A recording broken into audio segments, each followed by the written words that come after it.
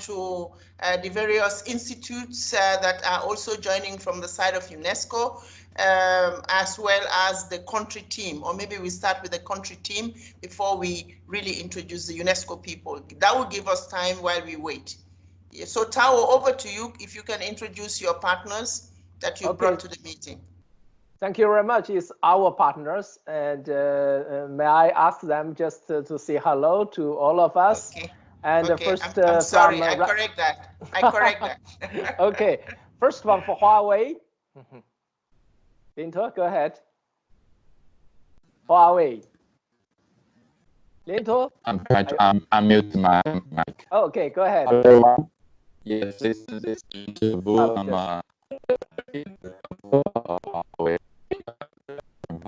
Global. My colleague Buki, who is in local event. Very pleasure to meet you guys here. Thank you very much. And Hamban Mohammed Smart University. Dear Tao, dear Anne, dear colleagues, it's our big pleasure to participate in this meeting. Representing Hamdan bin Mohammed Smart University from Dubai, I'm here with my colleague Ms. Hudal Tamimi, who is the Director for Strategic Affairs. And we very much look forward to today's discussion. Thank you. Thank you very much, Elena. And Coursera. Hi, this is Chad Pasha from Coursera out of the London office. A pleasure to be connected to you all. I'm a senior advisor on the Global Governments Partnerships team, and I cover Europe, Africa, and Asia for governments. Thank you very much. And now today we also have two new partners. First one is the director from EdTech Hub. Hi there, it's Björn Hassler here. So as I said just now, I'm a director of the EdTech Hub. The EdTech Hub is a program focusing on researching educational technology and then offering evidence-based advice on that basis. So we've been set up by DFID, the World Bank, and the Gates Foundation, because those donors have seen in the past that big investments in EdTech were made, and only in some very specific circumstances those paid off, and in many other circumstances they didn't pay off, or they didn't pay off for the populations that we had in mind. So we are specifically working on low and middle income countries, specifically with the most marginalized children in mind. So it's a real pleasure to be here on this meeting with you today, and I hope we can listen in and we can contribute something to the the education system in Uganda. Okay, thank you very much, Mr. Hassler. And finally, as the list, and also very important, and Ms. Gail, as a Senior Vice President of Lincoln University, who has a number of branches in Africa. Hello, Gail. Your mic is mute.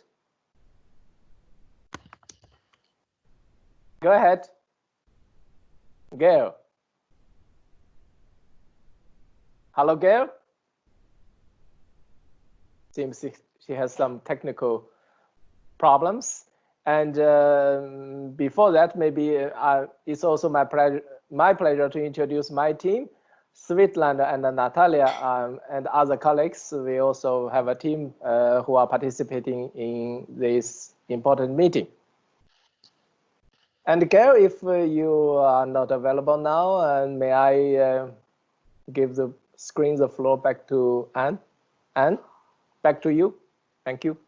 Thank you very much. Except you didn't tell us where you're operating from. You just said your team. We are from IITE in Moscow. It's a UNESCO Global Institute, Information Technology in Education. We are now working as one team with Ms. Andres and other UNESCO colleagues in Africa. Thank you. Back to you, Anne. Okay, thank you very much. I'm not sure whether Jay has joined. I have joined, yes, but I can only stay for 40 minutes. Okay, I just seen your message as well. Jay, can you also introduce yourself and your team if you are with your team? No, it's just me today, and I'm Jay Hill. I work for Microsoft. I am Microsoft's strategic lead and senior education specialist for Africa and the Middle East. So I work with governments and system leaders around the continent and in the Middle East on education transformation, digital projects, and with planning and strategy advice. Okay, thank you, Jay. I've noticed in the chat that you won't be staying too long. So probably as soon as the ministry people are here, we should get going, and we will give you an opportunity to share a little what you are bringing. I don't know whether you have an office also in Uganda or you have a presence there, but I will give you the opportunity to speak early on. Charles, do we now have the ministry people?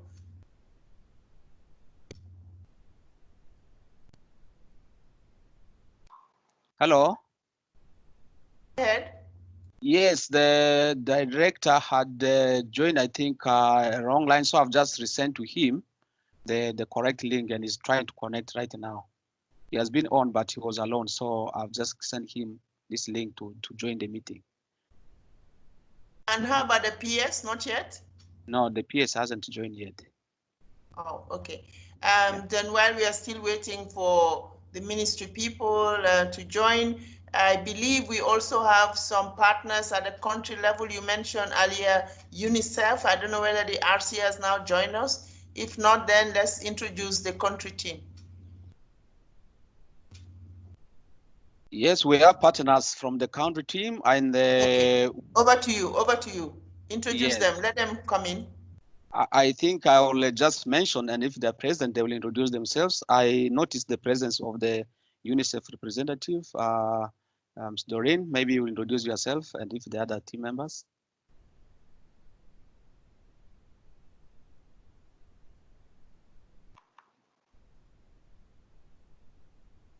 Doreen, Charles, are you there? yes, Charles, can you hear me? Yes, we can hear you. Thank you so much, and thank you to UNESCO for this. My name is Doreen Malenga.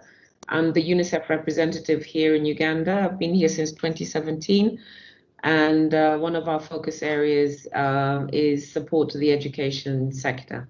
Thank you very much. All right, thank you. We also have the National Commission. Rosie, are you in there? Rosie is trying to connect. I'm just trying to guide the IT of a NATCOM to connect her now. Thank you. Okay. We also were expecting the chair of the Education Development Partners, Mr. Alexandre from the Belgium Embassy. Alexandre, are you in? Yes, I am here. Can you hear me? Hello. Yes, we can hear you. Hello. Nice to meet you. Yes, thank you very much. We were also expecting some representative of the private sector, Patrick Kaboyo. Are you in for the education private sector institutions?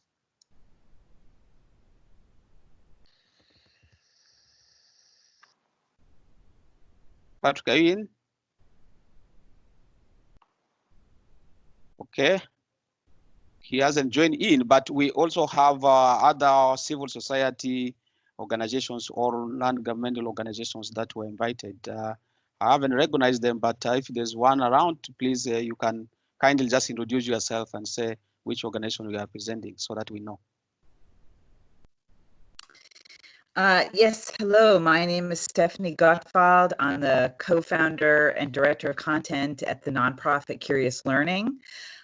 We curate and localize and then distribute open source software for learning to read. And I'm very honored to be a part of today's meeting, and I hope I can be of some assistance, but I'm also, it's a great pleasure just to listen in. Okay, good. I also noticed Mr. Nabendra from UNICEF. Nabendra, can you say hello? Hi, everybody. I'm Nabendra Dahal. I support Doreen, the Chief of Education and Adolescent Program. Yes, thank you, Nabendra. Vicky Kobwa, are you in from UNHCR? Okay, good afternoon, Charles. This is Vicky Kobwa, Education Officer, UNHCR, Uganda. Thank you, Vic. Any other person whom probably I haven't noticed?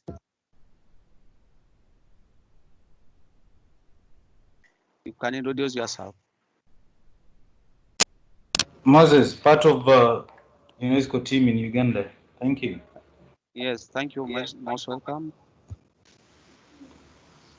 Ismail, part of the UNESCO team in Uganda. Thank you, Ismail. So, Mr. Mulindo, are you in now?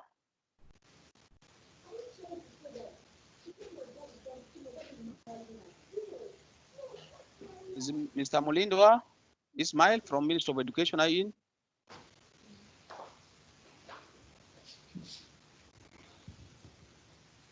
Okay.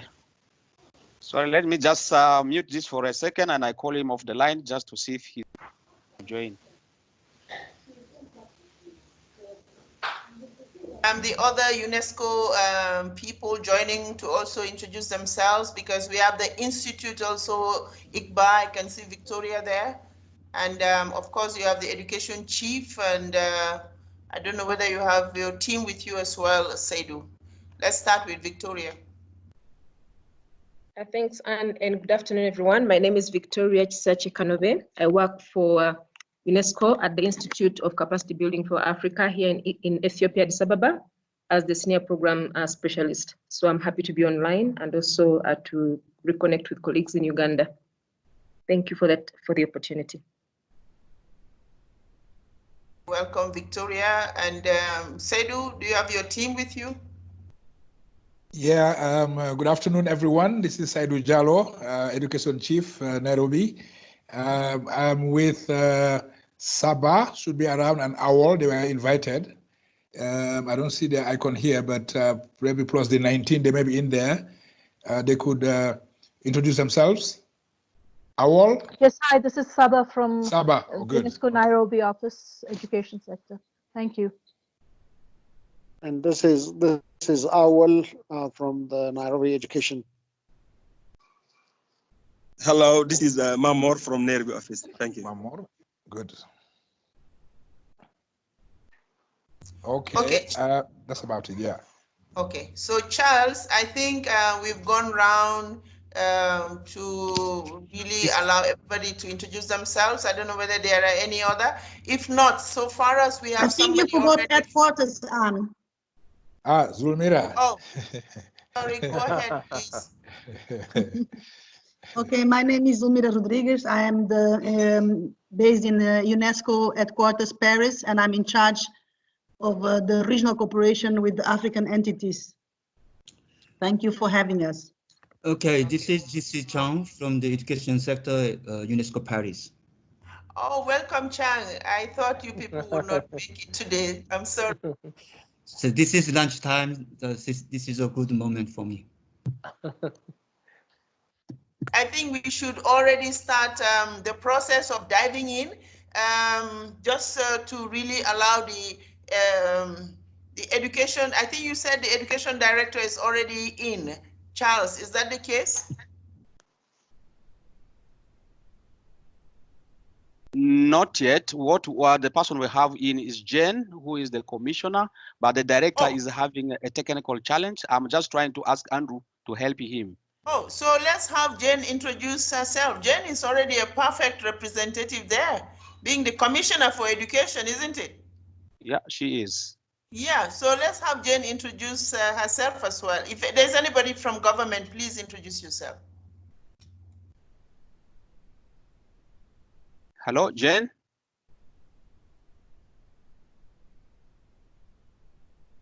She is in.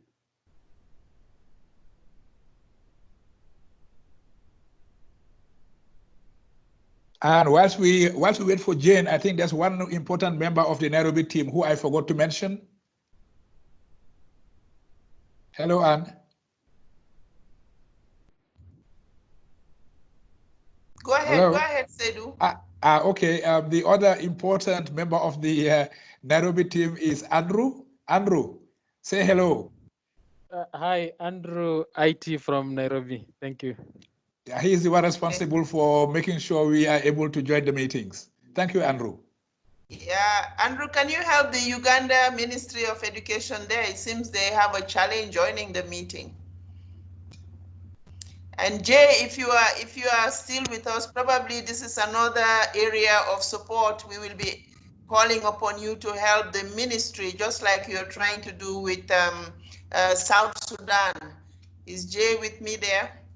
I'm with you, yes. Yeah, we need to look into that because this is an important capacity to facilitate government meetings as well among themselves, because they need to also be able to get connected and meet on a regular basis. I don't know what the situation is. I know UNDP has got Zoom license, but I'm not sure it's extended to government. So probably this is already an area we should look into to facilitate exchange with government. Yeah, I'm quite happy to support I can support the education ministry. If it comes to other ministries within government, they would need to engage with our enterprise team, but I can certainly make those introductions. But supporting the Ministry of Education with teams setup and training is not a challenge. We can do that. Yeah, certainly. It could be the entry point to get this conversation going, because right now we are all set, but they are not yet with us. Hi, Anne. This is Doreen. Just to let you know that UNDP did provide the Zoom licenses to government. So it was all government ministries. So that has been facilitated. So they shouldn't have a problem. And to supplement, Cecil, the GFID funded program, is planning to provide computer sets with a DONG internet facility to Basic Education Directorate, where Mr. Molindwa is the director. That sounds very good. Well, I don't know what then is the challenge for this. Is it because we are using the Teams, or what's the situation, Charles? Possibly, because we used to have a Skype call with the ministry, and it used to be me who used to have problem, and they were very clear. So let's see what is happening today. Okay. I wish we had tested this out before. Hello, Anne. Yeah, go ahead. The SG is in now. Thank you. Okay, the SG is in. What about the PS? Andrew, I send you a mail for the director, Ismail, with his number. Can you just try to fix it? Because when we have him, then we can start. Thank you. Okay, so meanwhile, we open up for the SG. SG, over to you. Can you just quickly introduce yourself?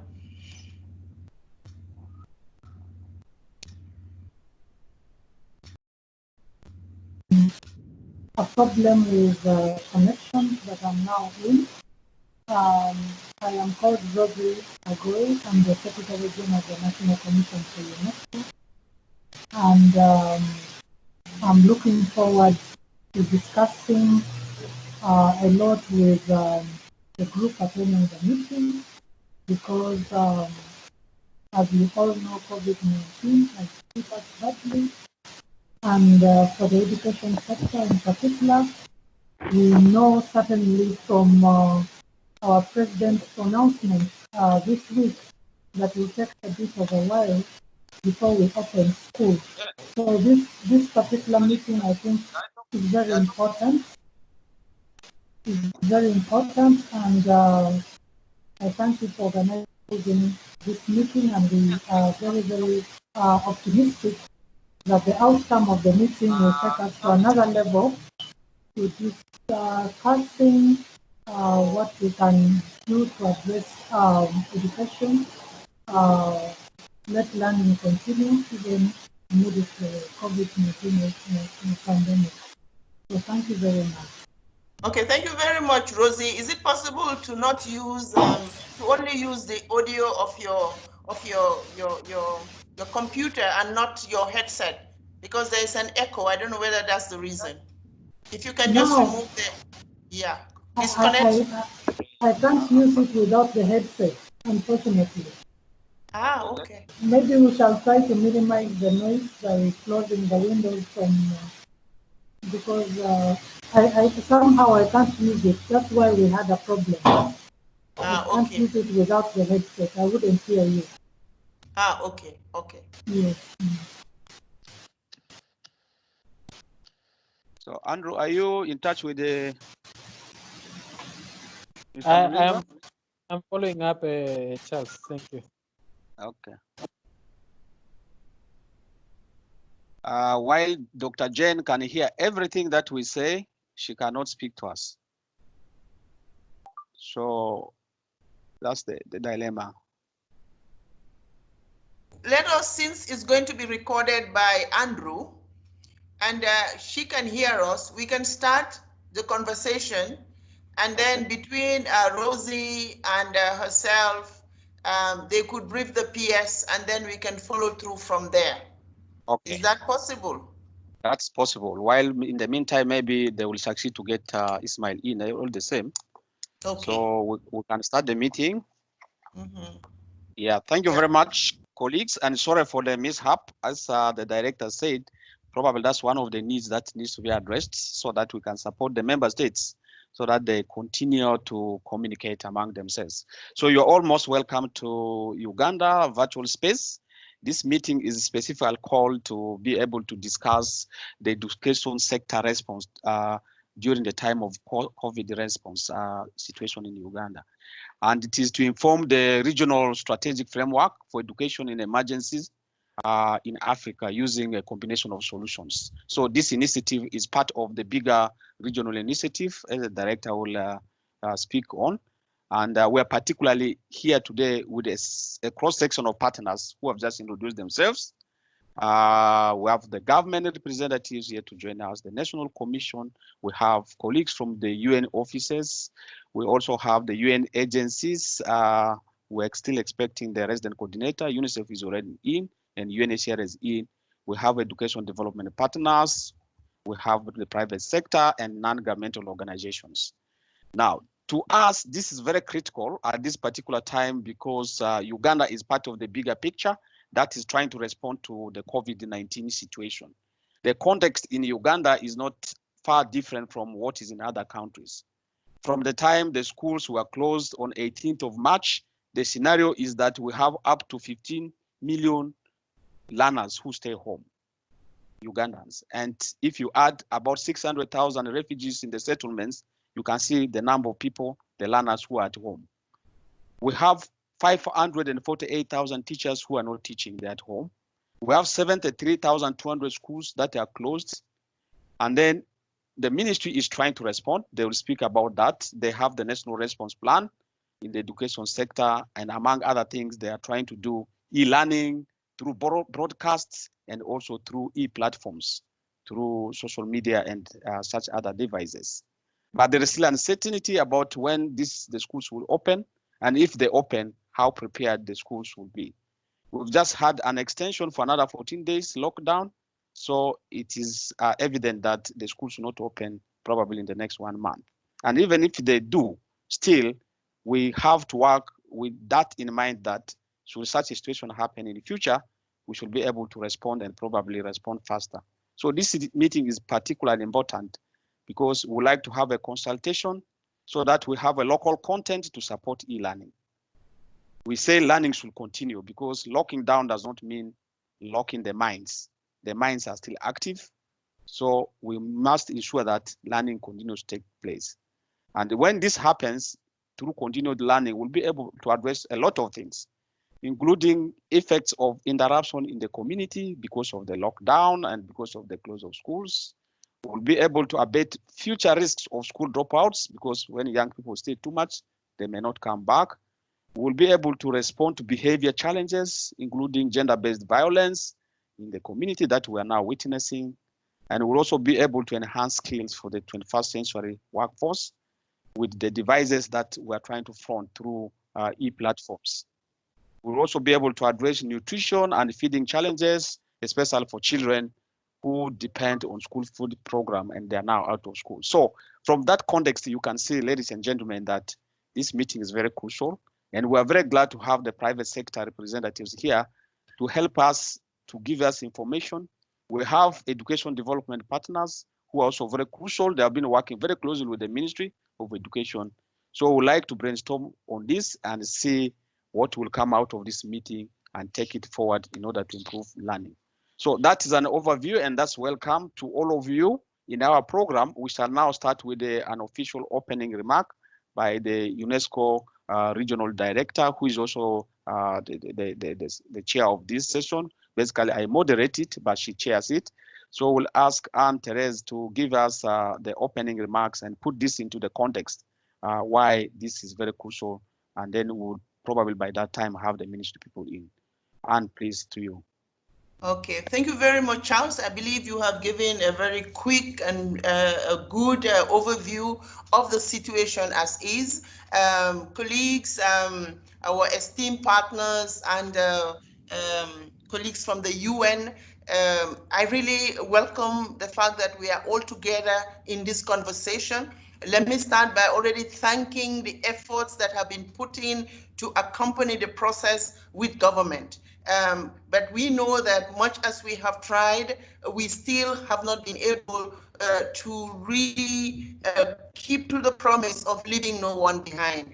We are certain from all indications that indeed there are lots of children that are left behind, not counting those who even never had an opportunity to be in school. It's very important. What happened there? Can you still hear me? Yes. Okay. You're loud and clear. It's very important to understand that this is a global pandemic, and therefore there has been a lot of effort at the global level to really speak to the different issues within the UN. They have a economic response framework. At the level of individual agencies, they have been building coalitions. One of the coalitions being taken down to the country level is the global compact of some of the UN sister agencies, namely UNESCO, UNICEF, WHO, UNICEF, but a few, the private sector and other development partners. They have come together at the global level to say learning must not stop, and we must really be able to galvanize as much as we can to bring learning, especially efforts. There's been a number of quick surveys that have been carried out. One had been with one of our partners, ADEA. It covered about 12 countries. There has been another that was through the support of ITU and UNICEF, really did a very quick assessment of the capacity of governments to employ learning solutions, mixed solutions, including internet, radio, TV, and I must really say the story is not so very a happy one. Yes, there are efforts, but we are working woefully in ensuring that SDG 4 and all what is expected is adhered to even during this crisis, as has been called upon by the Global Compact to ensure that learning would not stop. The lockdown doesn't mean that the minds would also be locked down. So what do we do? Actions with different partners at the continental level with the African Union, and then at the regional level, ESA, that is in Africa, Southern Africa, Partnership for Education that also convened with NGOs and CSOs. The same also had happened in Western Central Africa. And under the RUNDG, that is the regional UNDSG directors, we have looked at some of the priority areas that must be addressed. For the purpose of this meeting, I would just focus on one of these 7 areas, which really is e-learning. But along with the e-learning issue, we try to ensure that we still work within the framework of the UN reform at the regional level. And the UN reform at the regional level has really tasked all the UN agencies to work more collaboratively. So right now we have what we call the Regional Collaborative Platform. And at the level of this platform, we have recommendations from the SG, which includes that we should really develop regional assets, which should include a robust data ecosystem, and this already is ongoing, and we already have UNECA and UNFPA hosting this data ecosystem where we could be able to access data pertaining to all the various areas of intervention of the UN. Another area of focus, which comes from the recommendation of the SG, is support in the economic space, the fiscal space of member states, and to really strengthen inter-Africa trade or regional trade, or stronger financial institutions, etc. That is also another area which is actually going on very well. Then out of this regional collaborative platform, there are a number of issues-based coalitions, and these coalitions include enhancing the demographic dividend. There's one that's looking at climate resilience and mitigation. There is another that is also addressing issues of technology.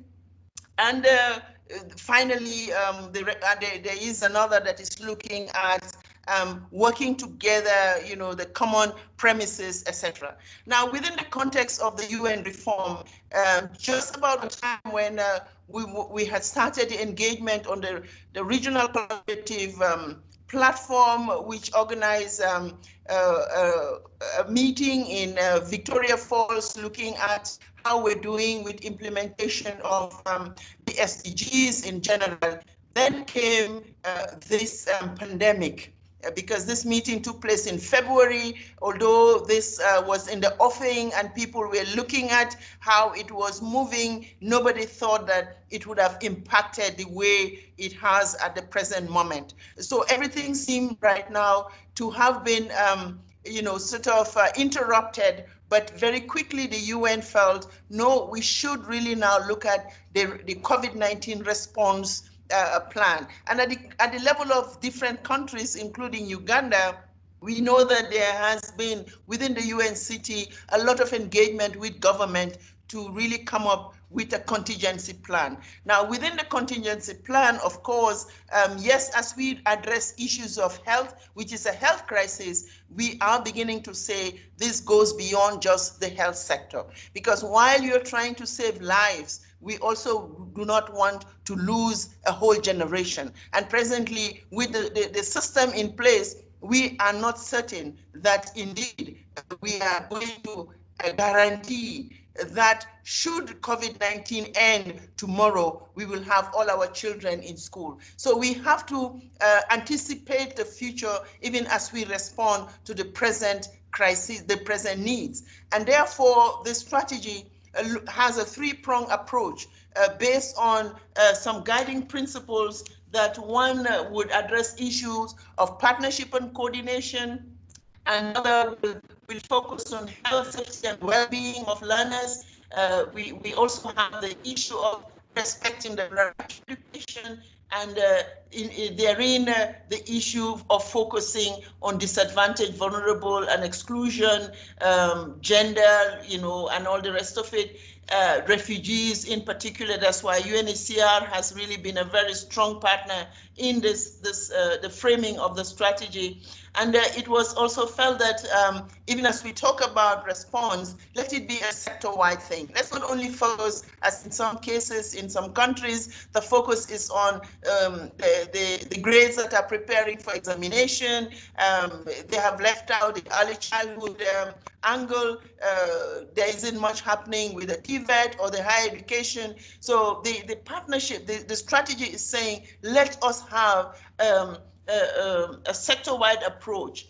And let me even underscore that even as we look at a sector-wide approach and the responses so far, it has not really capitalized on the teachers and the teaching force. And this is really unfortunate, and which really calls that whatever we're doing, we need to capacitate teachers, because a very quick survey of the situation has demonstrated that most teachers do not have ICT skills and therefore may not be able to be as responsive or engaged during this period. We don't know for how long it would last. And the other aspect that has also been highlighted is even as we talk about e-learning, we cannot really go beyond using old technologies. And therefore the need for the partners to come in and help us interrogate what other options exist. And rather than look at one approach, we can have multiple solutions. When we talk about internet and the bandwidth, there are opportunities for offline interventions so that we be able to reach those who are falling behind the interventions that have already been put in place. So there is definitely within the framework to address issues of adaptation to available technologies and infrastructure. And finally, this is so very important, is that looking at COVID-19, one of the guiding principles is that we must be able to build resilience of the national education systems so that after COVID-19, we'll be able to build back better and stronger systems.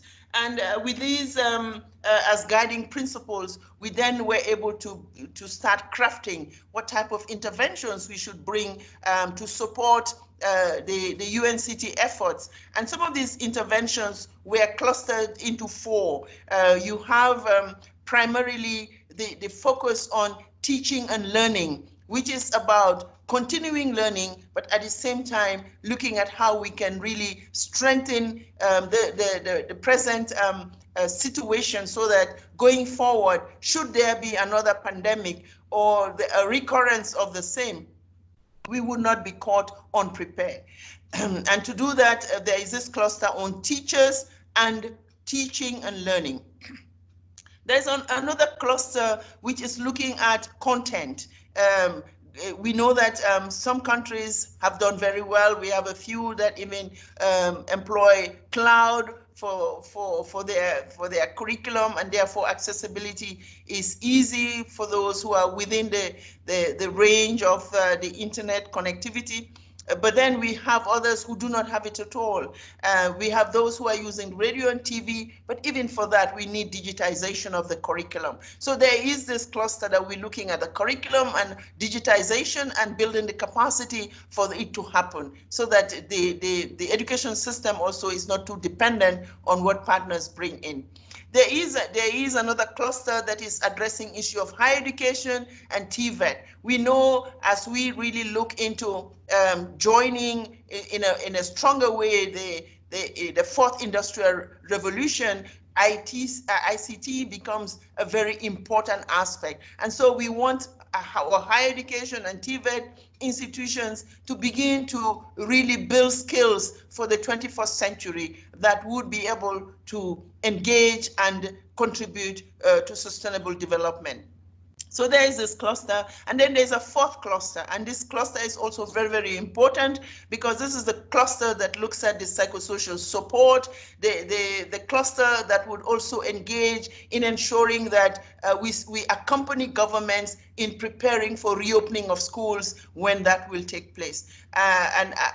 In addition to the psychosocial support, we know that what has happened is that parents have all of a sudden have been thrown into the deep end to support learning at home, but most of them have not had that skill or the training to be able to effectively engage in that intergenerational learning. And in Africa in particular, we know that it's the efforts of parents is further thwarted by the fact that we have such high illiteracy rates in Africa. But nonetheless, we had thought that with the range of technologies, there could be the mobile technology, and we have a partner that will be talking about that, the Curious Learning, to really make sure that parents could, through their mobile devices, also support learning at home and interact with them, and go on to probably help with storytelling and encourage children to enter into competition of storytelling. That would all be contained within this cluster. So ladies and gentlemen, it's quite a kind of engaged process, and we would share also this regional strategy, which would all inform how you really develop your national strategy in order to come up with an implementation plan. Ladies and gentlemen, I believe I can go on, but let me try to stop here, because the guiding principles is what should really help us. And implementation would be in 3 phases. There would be the immediate, which would be looking at continuing processes and strengthening whatever we have, but also commence the dialogue on the infrastructure. We know the reason why Africa would suffer the most is because of weak infrastructure, internet infrastructure, call it, energy infrastructure, the water infrastructure. And when we consider the situation of COVID-19, if this is not properly addressed now, we will return to the same when it reoccurs or when another disaster hits. And if really learning can continue using other solutions, we need in the short, medium to long term start looking at issues of the infrastructure. And this weak infrastructure, including that of internet, would not only be for the education sector, it would also serve other sectors of the economy, be it for governance, be it for trade, be it for management, whatever. And then when we talk about the energy aspect, we're also looking at alternative renewable energy, so that when we speak to leaving no one behind, we would make sure that those even in the furthest of locations would be able to have the energy to really power whatever devices they are using. Even in terms of the radio or the TV, it can go as far as the furthest point in the country. And then finally, we also have spoken about the issue of water. It's related. Right now, much of what has to be done to keep the population healthy and responsive to the measures includes washing of hands. Washing of hands, you need water. That's already a challenge. And so therefore, it's a very comprehensive look at what is required. And it requires not only education sector, it also speaks to the ICT and the infrastructure ministry. It has some connection also with issues of hunger, food, etc. So really, we would like after this meeting to be able to first agree that this is an area we want to work together to support government. We would want to listen to the partners and what solutions they can bring to education as a whole, focusing on the learning dimension. And then we want to make sure that at the country level, like UNICEF, UNHCR and other UN sister agencies, together with UNESCO, would be able to have a sub-team within the education group to define a strategy and an implementation plan that is costed for us to be able to mobilize the resources that's required to go the extra mile and ensure that no one is left behind.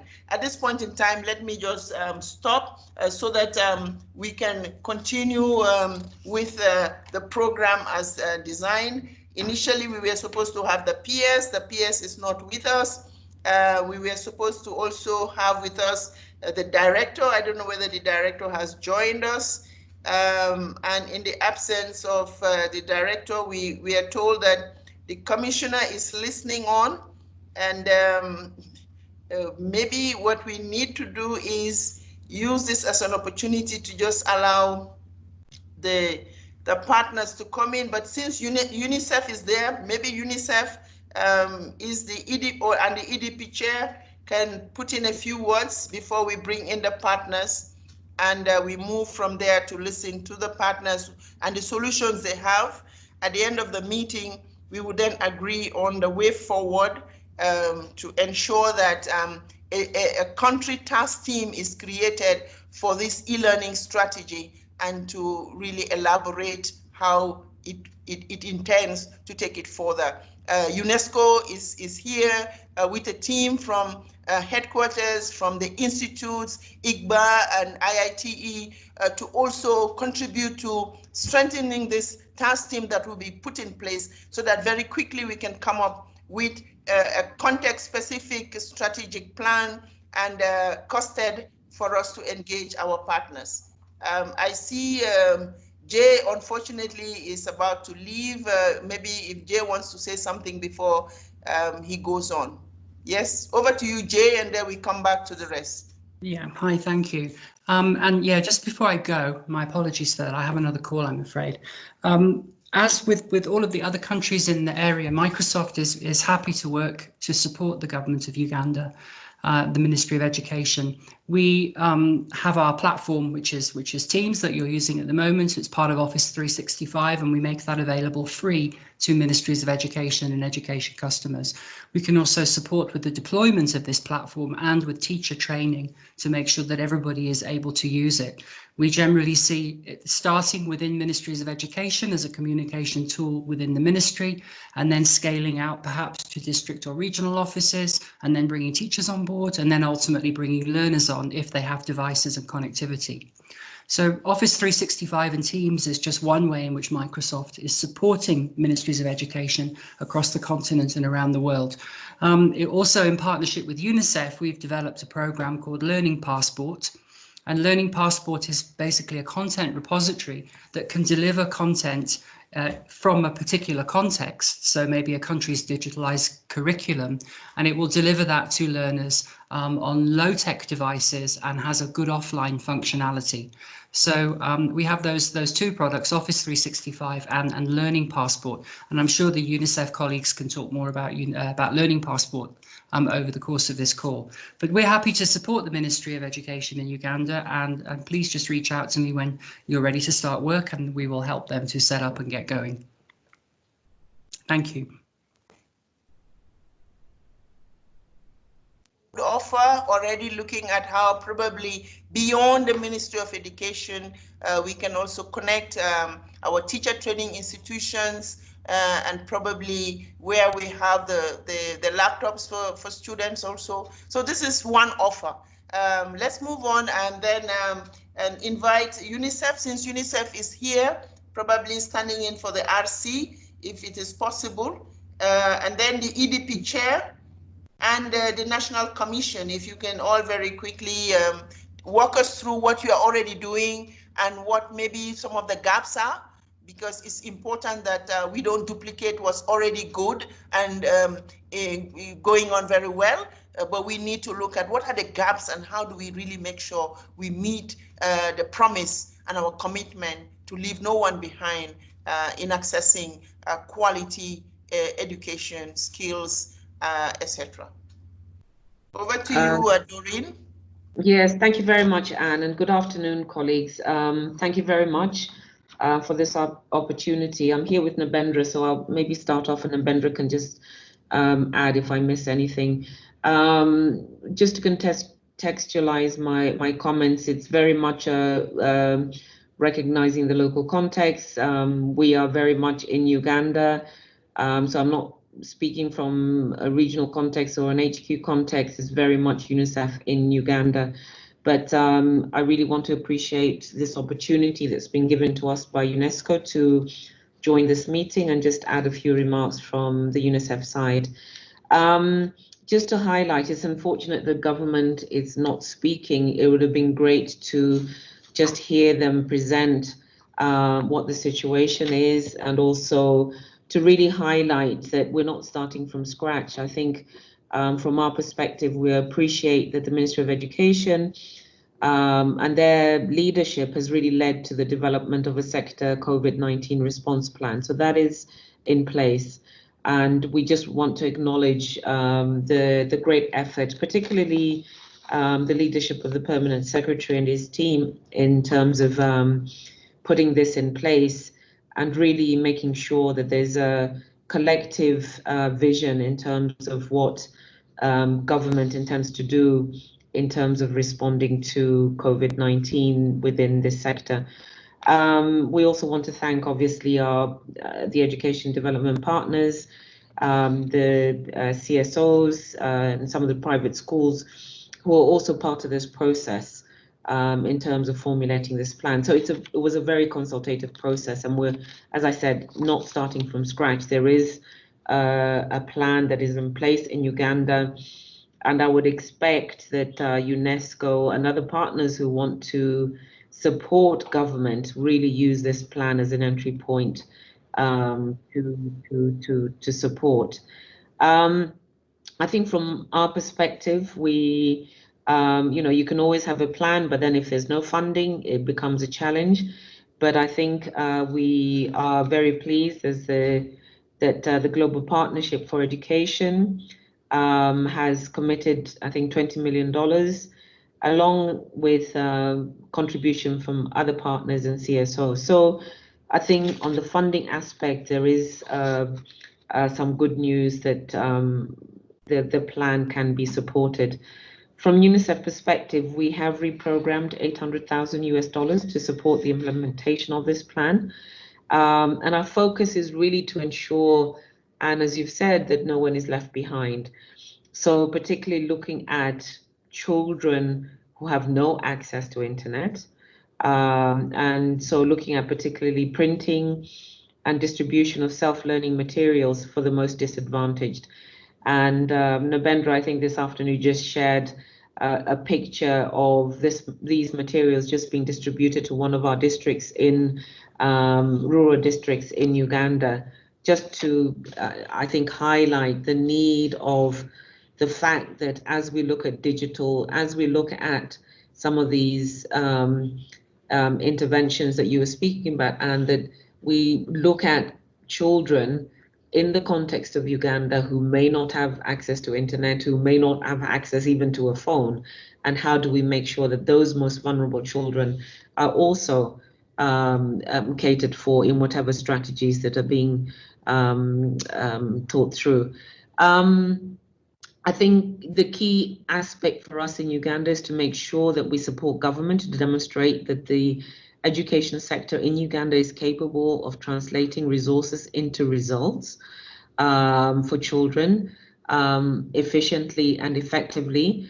I think this is going to be extremely important, not just for COVID, but looking beyond COVID as we argue for increased government funding for the sector. And as Uganda gears up to apply for the larger GPE grant of $125 million, I think, which will happen later on this year. Nevertheless, I think with everything that we think about as UNICEF, we certainly want to advocate that we prioritize the needs of the most deprived boys and girls in this country, including refugee children, children in Karamoja and other remote areas, and specifically children with disabilities as well. So before I conclude, I think I want to emphasize, Anne, what you said about thinking about post-COVID. I mean, COVID is a specific situation. Yes, there is a plan. Yes, we will respond. But I think a few questions that we need to keep in mind, and I'd like to underscore some of the comments that you made. And three aspects for me. How do we improve preparedness for any future similar crisis that leads to school closures so that we're not reinventing the wheel? So the things that you mentioned around infrastructure, digitalization, making sure that teachers have the capacity to teach whether schools are open or whether schools are not open, and at the community level, whether parents are capacitated to be actually able to support their children at home. My second aspect is to look at how do we monitor learning in such situations.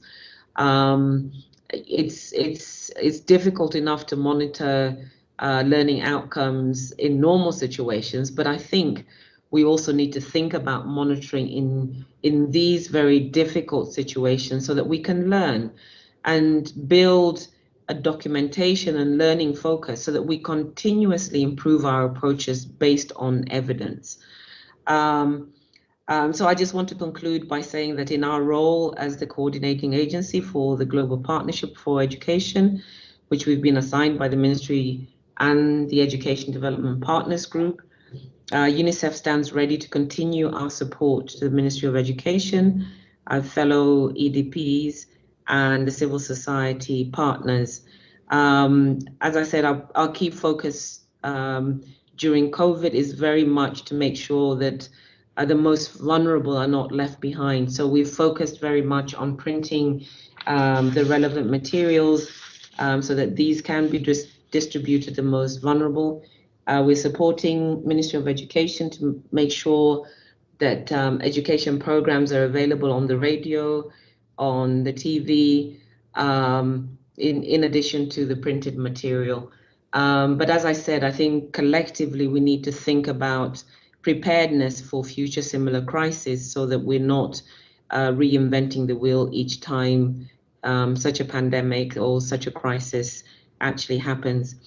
So please allow me to just extend my gratitude to our sister agency, UNESCO, for your leadership and for getting us together for today. Thank you very much, Anne, and over to you.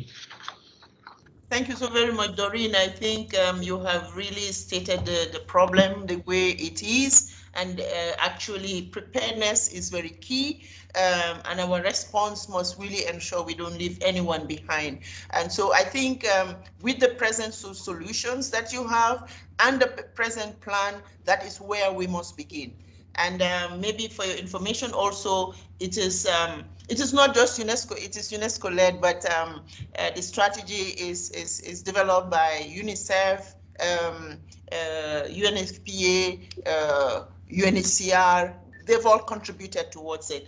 But I like in particular one point that you have raised, and this is specifically an issue we are looking at right now, how we can develop a repository at the country level where, you know, ministry partners can always go to see what has been done, how it was done, the success rate, plus tools. It will be at the national level, and we'll also create something also at the regional level. And UNICEF is really spearheading this. So thank you so very much, and we look forward to how we will, go forward developing it's like a sub-team of what you have, or it could be an enlarged team where we are looking at the gaps. I also underscore the need for monitoring, and that is also very key. And we do have partners who are also poised to give support to monitoring learning during this period and beyond, and building the capacity of government to be able to do it themselves. Thank you so very much, Doreen. Let's also, are you also the EDP chair, or? Yes.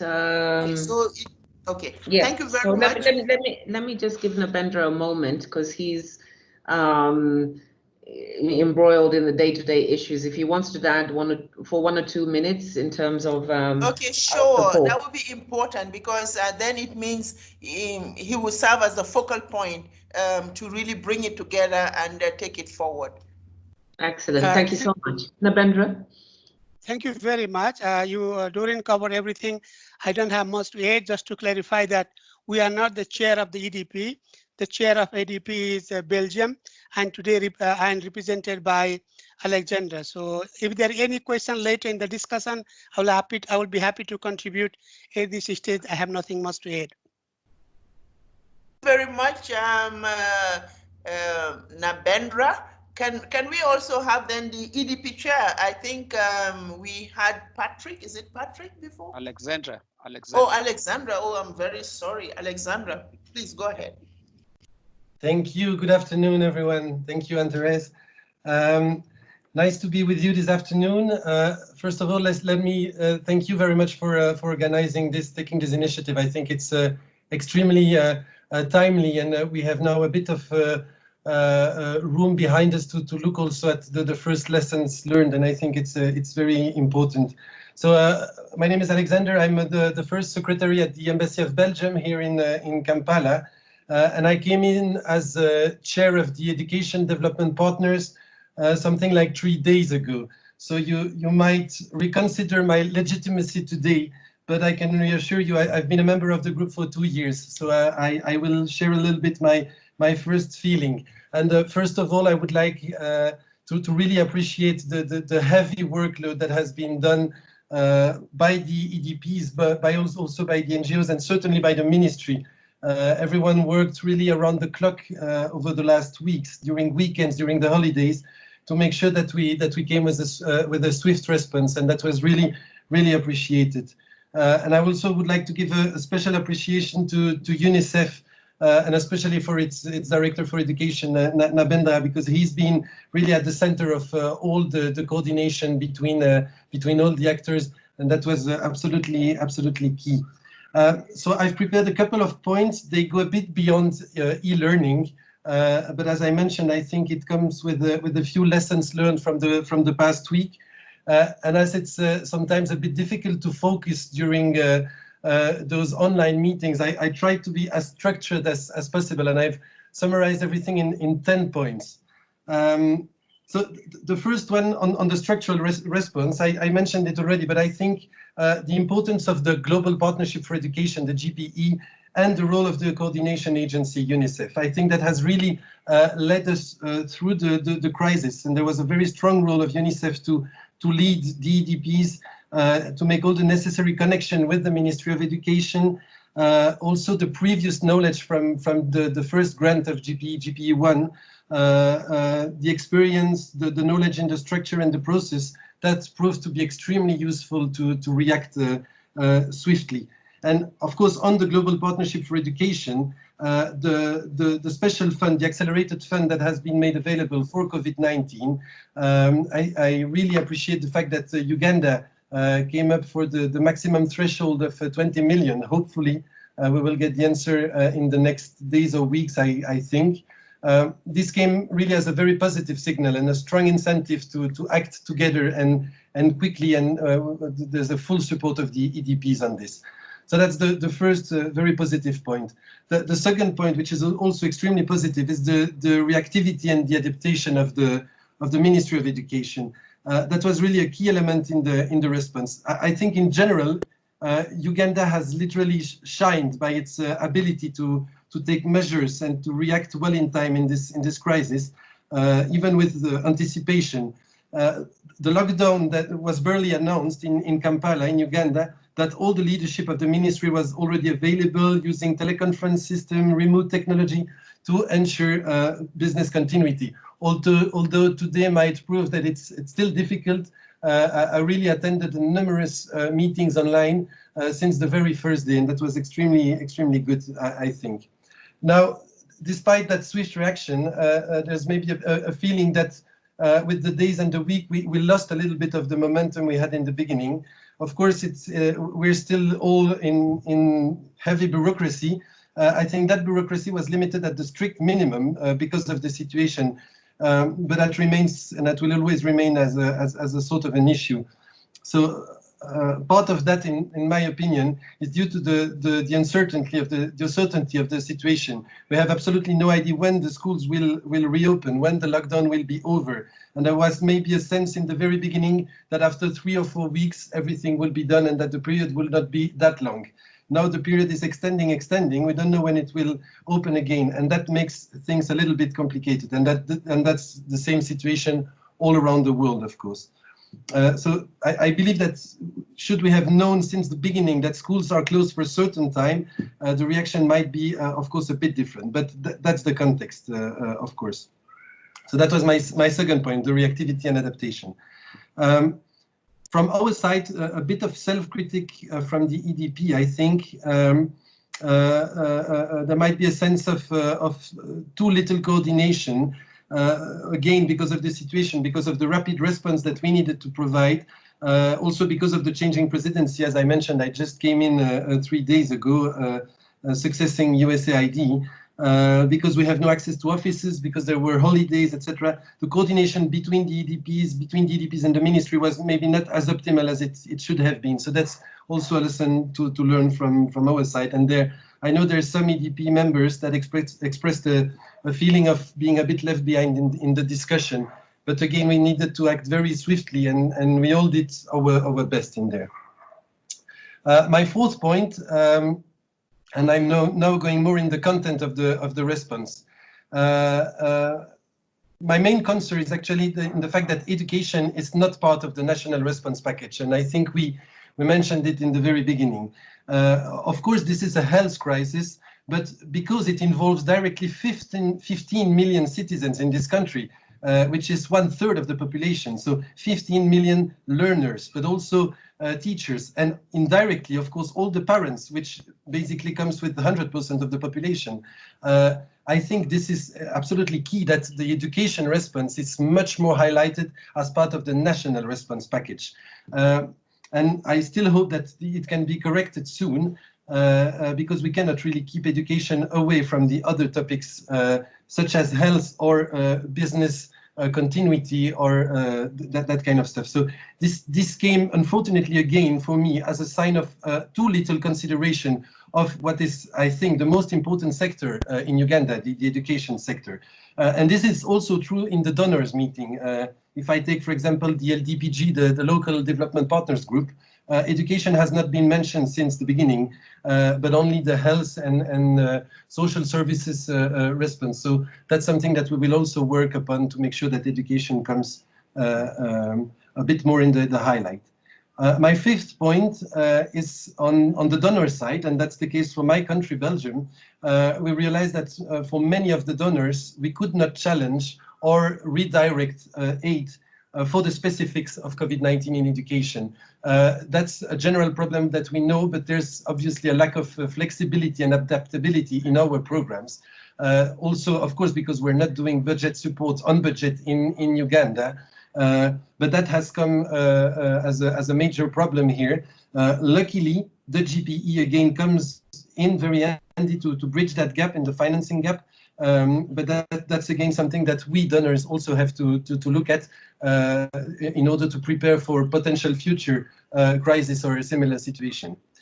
My sixth point, I hope you're still all with me. It's difficult to speak like that. Yes, we can hear you. We can hear you. Okay, great, thank you.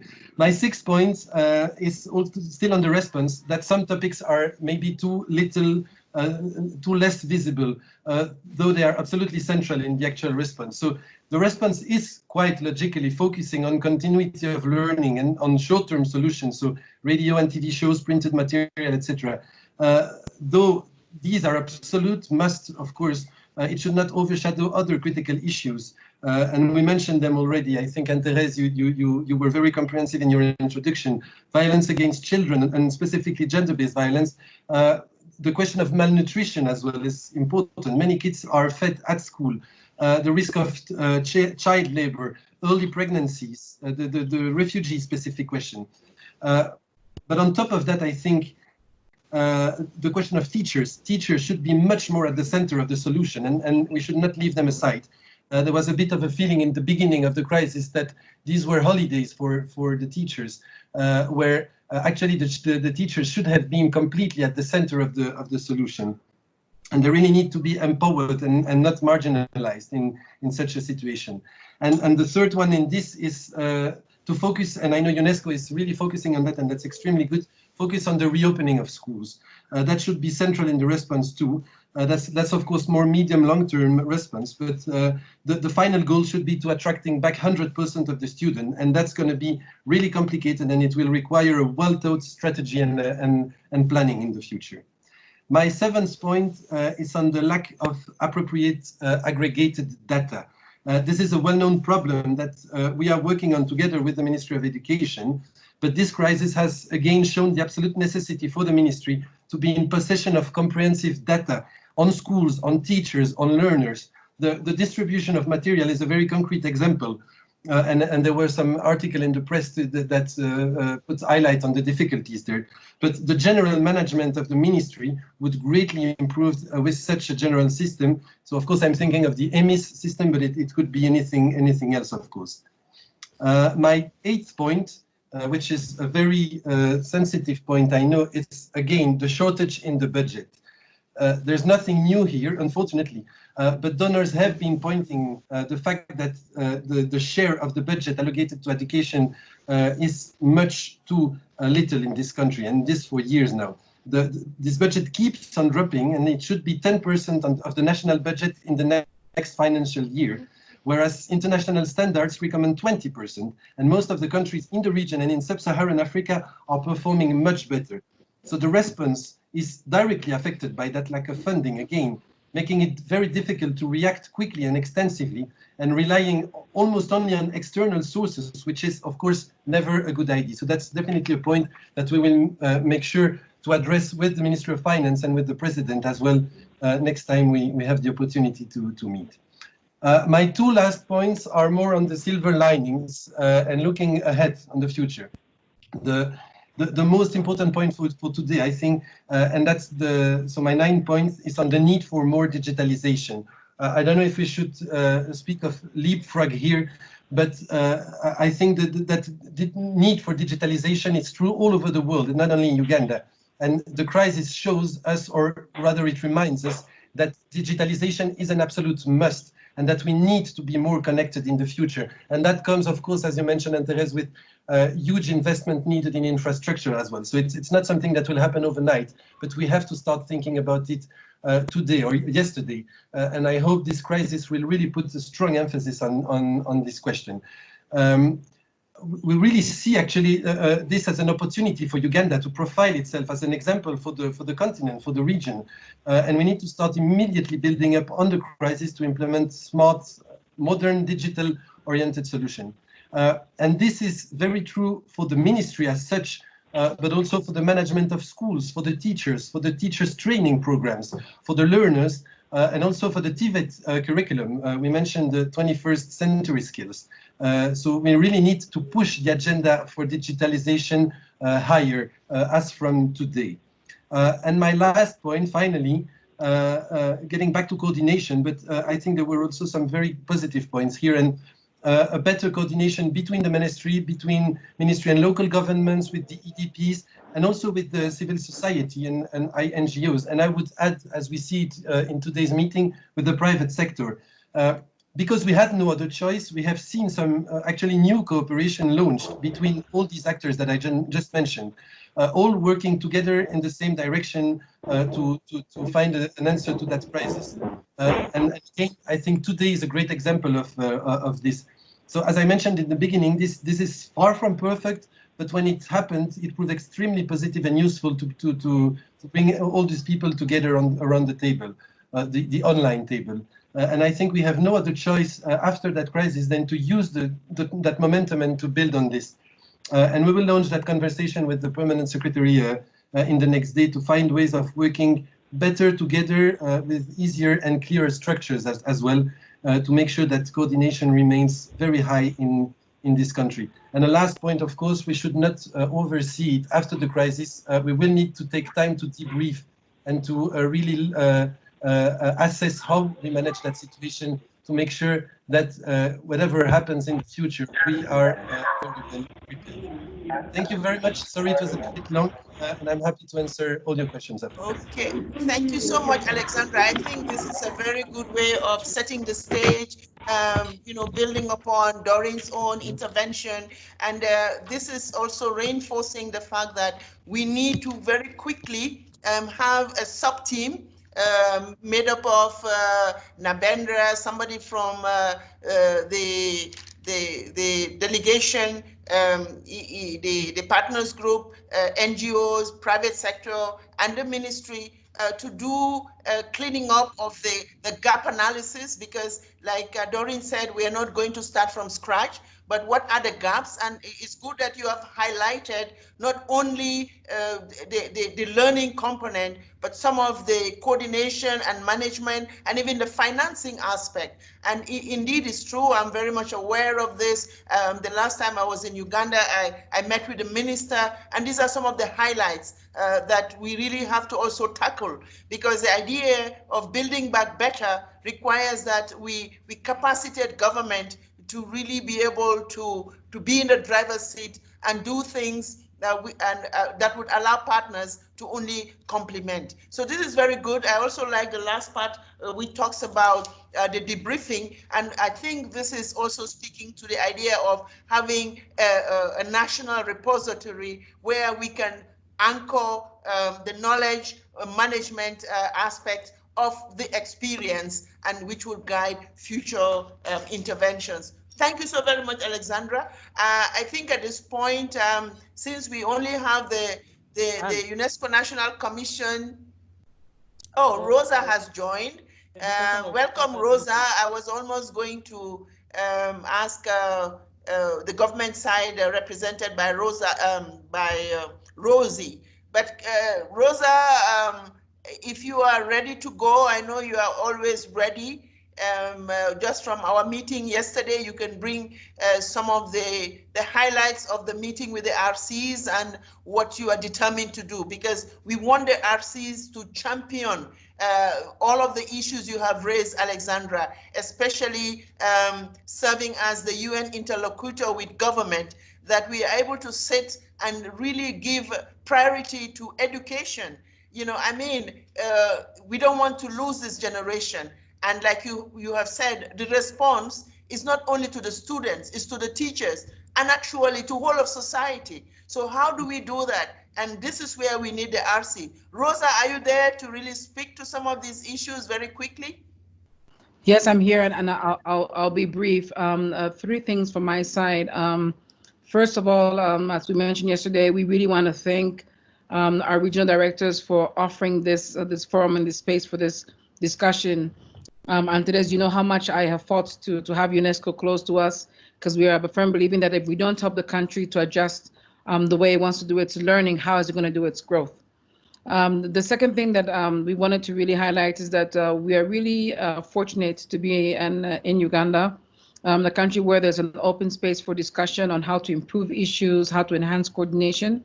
There is a robust coordination mechanism established by the state, both for the health component as well as for the rest, what we're calling the socioeconomic impact, which includes social protection. Based on that coordination space, as the UN, we recently launched a joint emergency appeal along with NGOs. And one of the key areas in what we're calling social protection is the whole issue of learning. How do we make sure that the current and the future generations can continue to learn regardless of where they are, whether in the urban centers, whether in the rural areas, whether in the remote areas.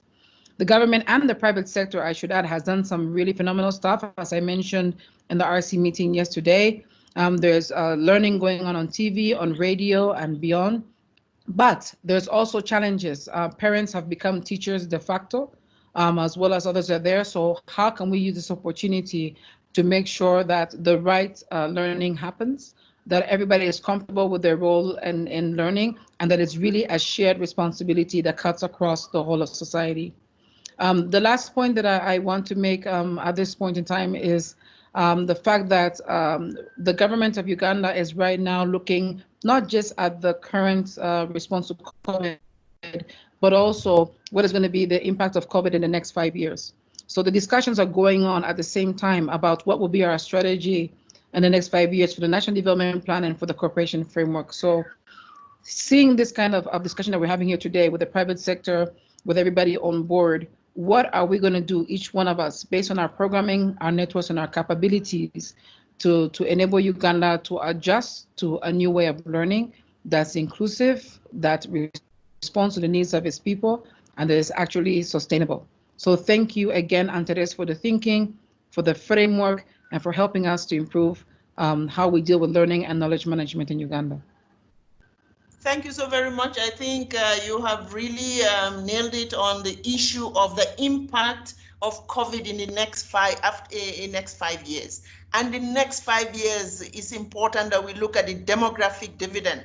If we lose the generation that's supposed to build the economy, then we do not have an economy. Economy really depends on the people. And the people right now in school, in universities, would be the ones to really come up with a new response. And so therefore, I would really, in response to what you're saying, also underscore, like has been mentioned before you joined us, and maybe you also overheard, we need to really speak to the issue of the financing of this important subcomponent of the population, the teachers, the students, and to prepare them for 21st century labor market skills. I'm just from a meeting, a webinar with Mauritius, and essentially that's really the cry of the private sector.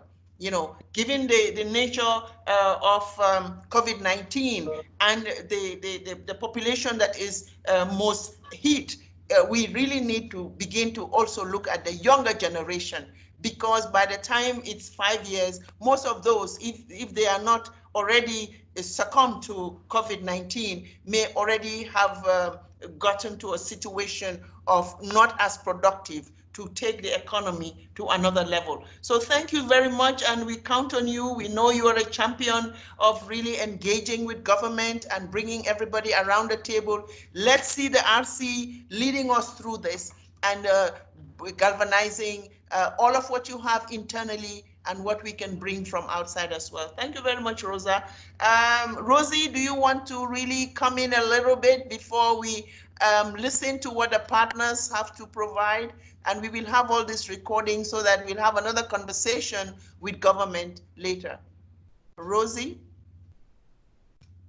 Thank you, Anne. Can you hear me? Yes, hello? we can hear you. We Yeah, can we can hear hear you. Go ahead, yeah. Okay. Yeah, thank you very much, and thank you for organizing this meeting again. Thank you for everybody who has joined in. Really, the interventions, I think, have been well touched on together with the gaps, but I would like to mention and emphasize especially on the issue of data. I think this is a very crucial moment when we need data, because without data on our learners, we cannot plan properly. I was in a meeting yesterday and we were trying to figure out how many schools do not have water sources. And if we had this already captured in our EMIS somewhere, it would have been easy, because we were already working on the budget that we had to submit as urgently as I think in the afternoon yesterday. So the issue of data as echoed by the EDP representative is actually very, very crucial.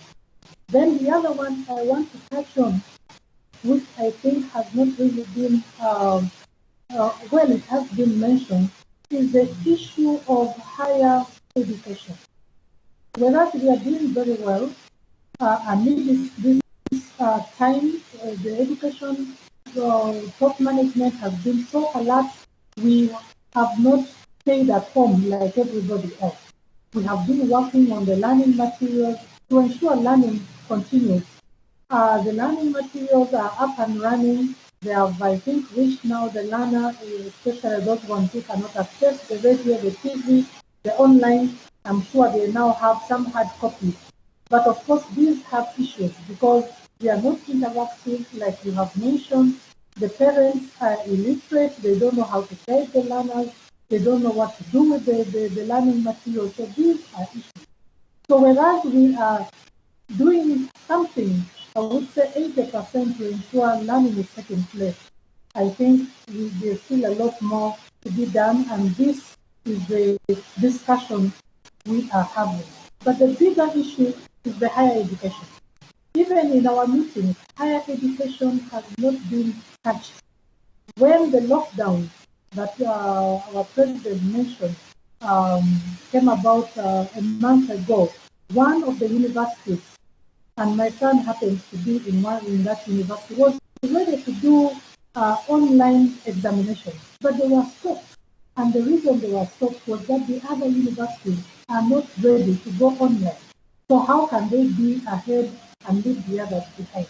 So we don't know whether to blame them for doing well online or to, encourage the others to go online. So higher education is really slowly getting ignored, and I think the task force is working very hard to see that something is done to ensure that even learning in the universities, in the tertiary institutions and the teacher education institutions continue.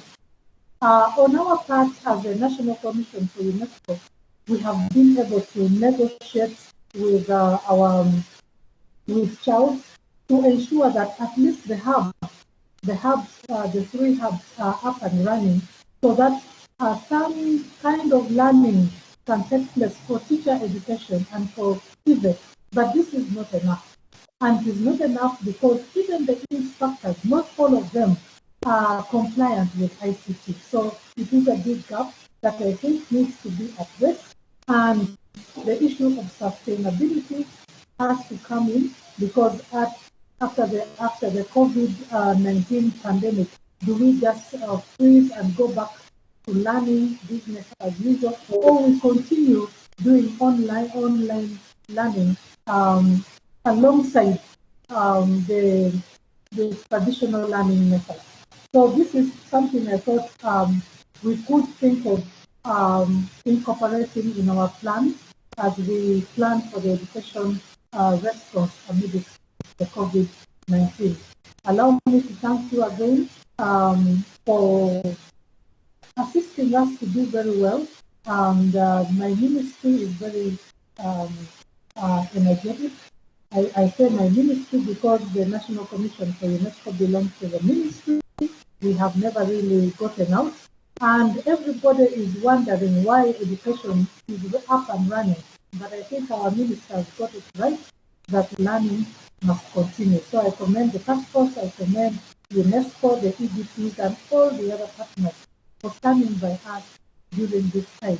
Thank you very much.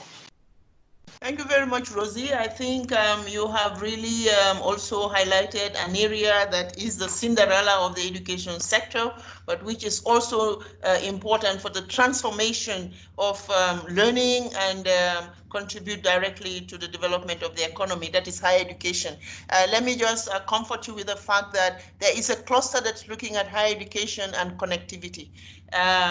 Thank you also for bringing up the fact that there has been 3 hubs that have been created that's helping for the training of teachers. But again, like we said, there are gaps, and these are the gaps we want to address. But for now, let us very quickly, I want to hand over to Tao, who would moderate the partners that would be speaking. We already have GPE.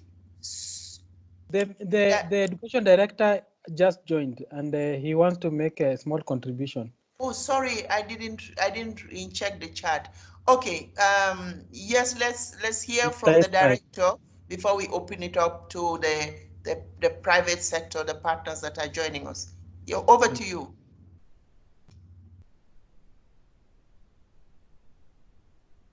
Hello, Ismail. Ismail, can you hear us? Yes, hello? We can hear you. Yes, Ismail. Is that Ismail Mulindo? Now this is Tao, but I think we can hear you, sir. No, this is Charles. I was just trying to Charles, sorry. Yeah, I'm just trying to see if the colleague from the ministry is able to pick us. Looks like he's not able to. Yeah. Since the commissioner is listening on, we will find another occasion to be properly connected so that we will get the reaction of the ministry. Right now, let's just listen to the partners and what they have to say. I see GC is still around, so probably GC will give you an opportunity after the partners to also give us your assessment of the situation and how we should mobilize a little bit differently to be able to respond to the gaps and strengthen existing interventions. So over to you, Tao. We'll give each of the partners, we were late for almost 27 to 30 minutes. And so if we can very quickly, efficiently use the first 15 minutes, we will still be left with 15 minutes to conclude the meeting. With discussions and ideas, recommendations going forward. Over to you, Tao. Thank you very much, Anne. I think all the partners, they are very prepared for the meeting. I immediately give the floor, the screen first to Lintuo, Mr. Lintuo Wu, representing Huawei. Hello, good afternoon, everyone. Can you hear me? Yes, go ahead, yeah. Lintuo. All right, so my name is Lintuo Wu. I just quickly use our program during this COVID-19. After that, I also asked my colleague Becky in Uganda to update a little about what we are doing in Uganda. So we have a program called the Learn On program, which is simply to support teachers and students to continue their learning. We help them with the platform. We provide them with action, because we also notice that the connection is a mental challenge, of course. Behind that, we also will focus on the long term. That is to help to build teacher capacity. We have planned more than 100 online teaching sessions globally, and also we will try to cooperate with local partners to develop local learning resources. We have now more than 130 online courses open for everyone, and we are targeting to double that number, by cooperating with local partners. And all in all, that we have the program called Huawei ICT Academy program, which is similar to offer of the course and also train our teachers of the partner universities. We have now, I think, more 5 universities in cooperation. I think for more details, I will ask my colleague the situation in Uganda.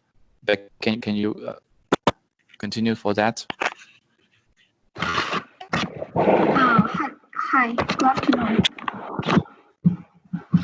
Hi everyone, this is Becky from Uganda Huawei ICT Academy. Now I just give a brief introduction about Huawei Uganda ICT study online. Since Huawei released the proposal of online study, we did publicity and talked with the instructor about the plan. Obviously, many students are very interested in it. And we have 5 classes started from last month, and more than 200 students from different universities, include Makerere University, Chambogo, Kabale, Uganda Matas, even Muni University. So, and they enrolled the training. And next week we are gonna have the online certification exam. So that is the current situation in Uganda. And I wish to take this opportunity to seek help from Ministry of Education. I sincerely hope Ministry of Education can publicize and encourage more universities can join Huawei ICT Academy. Let more students, not just in Kampala, even far away from Kampala university students can get the professional training from Huawei ICT Academy. And for Huawei ICT Academy, what we want to do is make the gap between students and the industry short, and let ICT students become the talent that's needed by industry. So that's what we want, and that's what I want to talk about today. Thank you. Thank you very much. Thank you both. I think, and, okay. Yes. Yeah. Okay, let's move quickly to the next speaker.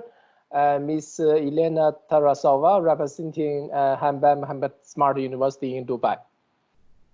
Thank you very much, dear Tao. Good afternoon, dear colleagues. As I said, we're extremely honored to be here at the meeting today and to hear the overview of the situation. It's very useful to understand what's going on from different perspectives.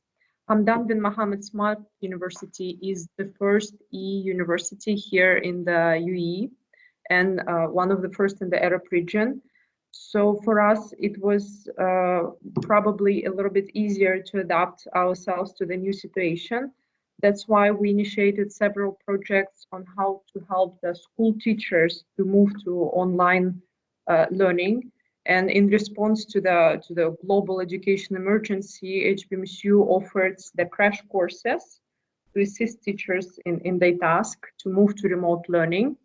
So we just to give the brief about the courses that are available, because we believe that we have to look both at the strategic view as well as some practical solutions that are available right away.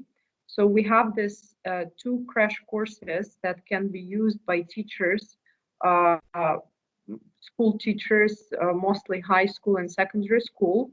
And they provide all the necessary knowledge and tools how to start learning online and teaching. The courses are available in 5 UN languages, including English, French, Arabic, Russian, and Spanish. We have to thank our partner UNESCO Institute for ICT and Education that helped us considerably with the Russian course and generally to reach the teachers. So currently, more than 115,000 teachers already access the course, and we will be very glad to contribute with this resources if helpful. Thank you very much. Thank you very much. And now let's move to the next speaker, Mr. Chad Passar, representing Coursera. Hi, everyone. Thank you very much for all of your insights and valuable feedback so far on the call. I'll go very quickly in the interest of time, but essentially, Coursera at the moment has seen a 6-fold increase in online learners on our platform. We now have over 57 million people globally using Coursera. A lot of that spike was, as you can imagine, because of the COVID-19 situation, as universities and employers were experiencing disruption. We have an approach that we've been working on with governments for quite some time, which includes training youth and unemployed populations, as well as government employees and corporations and their staff and their teams. As part of the COVID-19 response that we've devised, we've now launched 2 pro bono free initiatives tailored to university students all over the world who can now access Coursera at no cost. Usually this is done by the ministries of education in the country. So for example, in Uganda, we'd be very keen to flag this initiative to the Ministry of Higher Education in Uganda.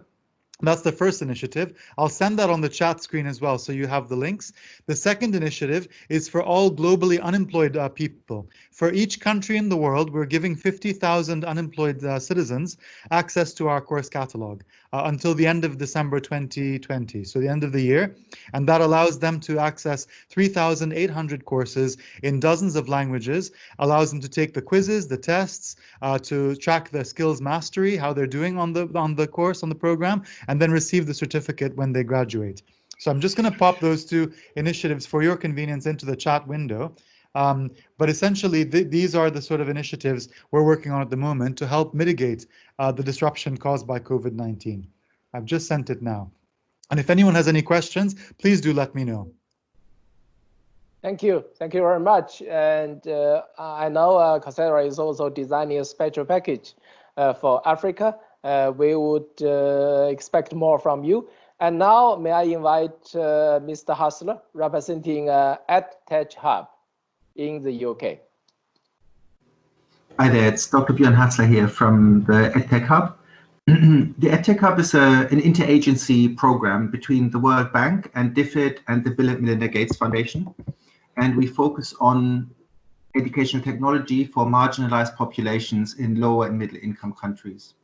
And so let me take Alexander's lead and quickly add some mental bullet points to this. So firstly, I want to say that I'm really delighted by Uganda's approach, focusing on radio, television, and printed materials. I think that is really important. That is what people have access to. We know from the Ebola crisis that not all families had access to radio. So if we're talking about, more complex technologies, we first have to look at whether actually everybody has access to radio. So distributing printed materials, newspaper quality print, that's also very good thinking there. Focus on schools reopening, absolutely. Let me make my second point, which is COVID is a crisis, but we are also going to see a massive global economic downturn. And in my view, the real crisis in education right now is that we're spending a lot of money on things that may not be sustainable. And so post-COVID, the money that is available from the GPE now will not be available post-COVID. So it's extremely important to think about the long term. And I'm really, really delighted to hear that coming through the discussion again and again. We do think, as a third point, digitization and e-learning, to pick up Alexander's point, absolutely that is key, but it's not going to happen if we do it in a rush. If we do it in a rush, it will just waste money. So again, here, it's important to have long-term strategies. So in my view, we have to start with universities. If children in schools do not have access to technology, okay, maybe that's desirable, that's a bit sad, but at the end of the day, we have to prioritize. If students doing undergraduate engineering degrees, undergraduate computer science degrees do not have access to Raspberry Pis, to microbits, all of that, that's a real tragedy, right? So if school pupils don't have that, okay, hard, but you know, what can we do?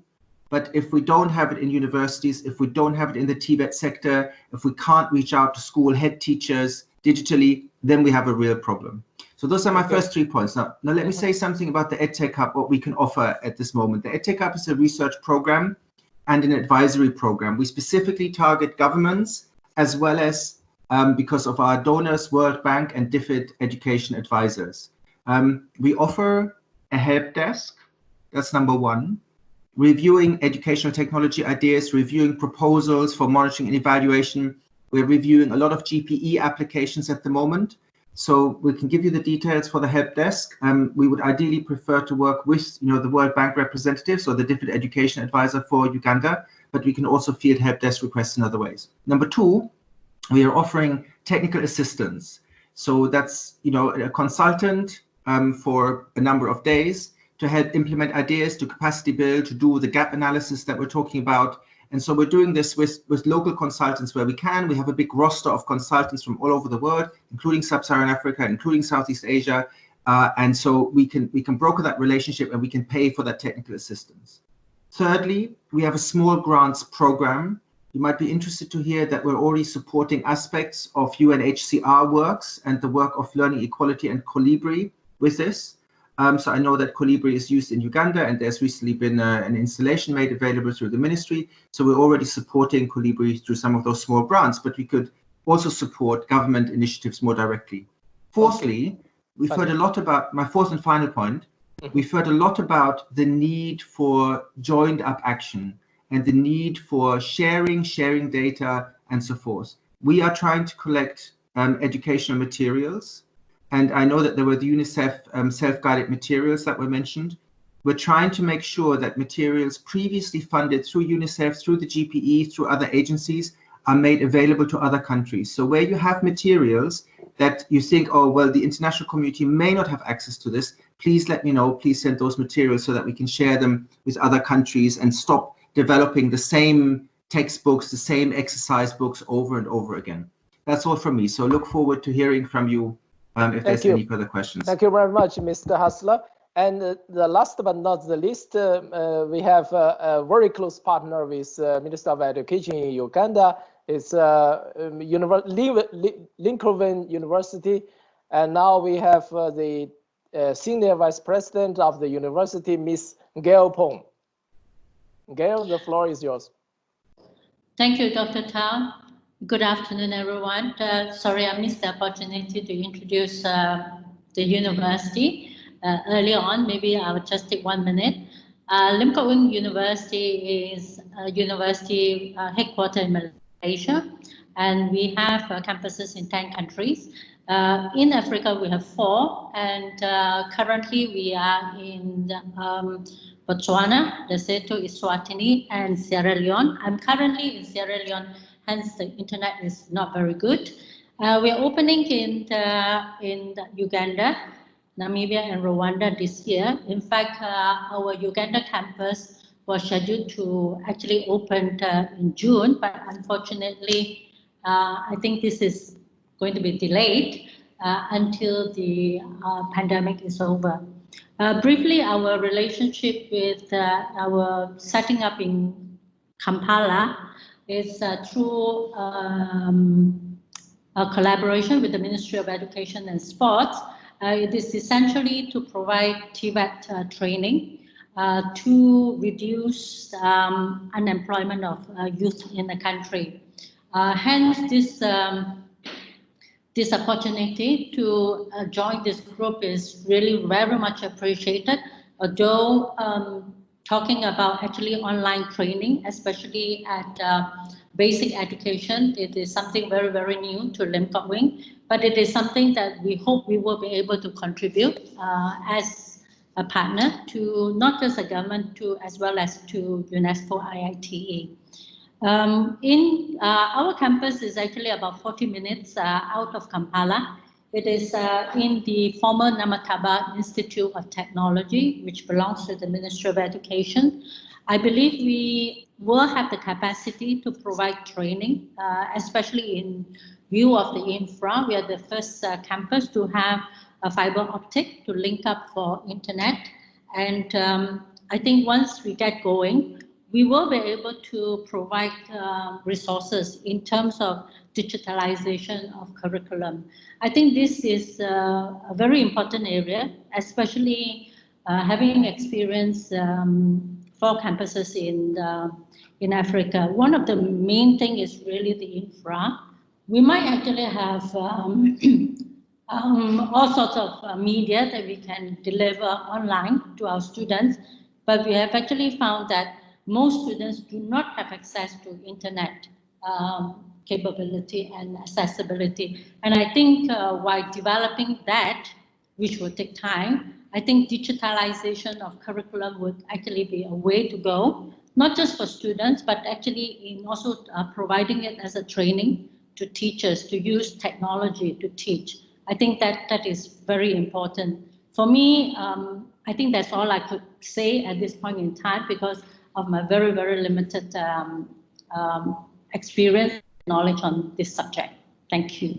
Thank you very much, Ms. Pong. I think it's the right moment for you to join us, this global network with your already well prepared plan for the future. And Therese, may I now over to you? Thank you very much. Even before we open for the discussion, I can see a possibility of having 3 sub-teams. And thank you very much to the offer to help with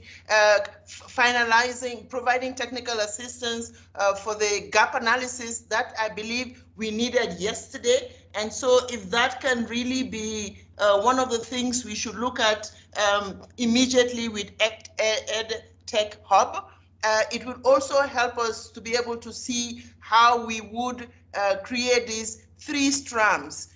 There was a cry about higher education, but I can see that between Coursera, BSMU, and with this particular Lincoln Haven University, we can have them looking together with the government counterpart and the partners response to the higher education strand. We also have Coursera, who would also be able to support the teacher related. And the good thing about Uganda is they already have 3 hubs where teachers have been provided the skills and capacity to be able to work in the digital space. So that is something that's ready to go. We also have heard partners that could look at possibility of low-tech option, offline option. So that's another we would really need to look at to complement what already is on the ground. Apart from some of the other management-related issues and financing, that is something that we also would have to tackle. But I also have heard from the GPE support, and Uganda is on the high end. I believe whoever the agent for managing the funds should be prepared to allocate something so that we start this conversation on really going beyond just continuing learning as has been started to responding to what would be produced by the gap analysis. So already I'm saying, yes, we need that technical assistance very quickly. RC and the team on the ground, the education group, we need to get this response very quickly. Tell us how we're going to get it. And for the others, can we group ourselves? I know we have the TVET specialists within the UNESCO project office. So I'm expecting that Moses, you will rise to this very quickly. We also have somebody who's working in teachers. So let's get the partners around these three strands and develop very quickly an implementation strategy once is it the one on EdTech Hub could provide us this support in finalizing the gap analysis. Let me open it up now. If there are questions, if there are comments, after GC can give his own perspective. Over to you, GC, and then any comments from other colleagues. And the director is online. She is ready. I don't know if we want to bring him here. Ismail is online now. Okay, can we just allow Ismail to come in just after the perspective from GC, and then we can hear what the director can provide. I don't know whether the director had listened on, or probably would just give us an overview of the stance with government. Yes, GC, can you just give your perspective very quickly? Thank you very much for inviting me. And I'm kind of here facilitating the coordination at the headquarters level for support, for UNESCO support to Africa. So I think this kind of dialogue between different development partners and coalition partners is a good example. This is what I do see as a global coalition in action at country level.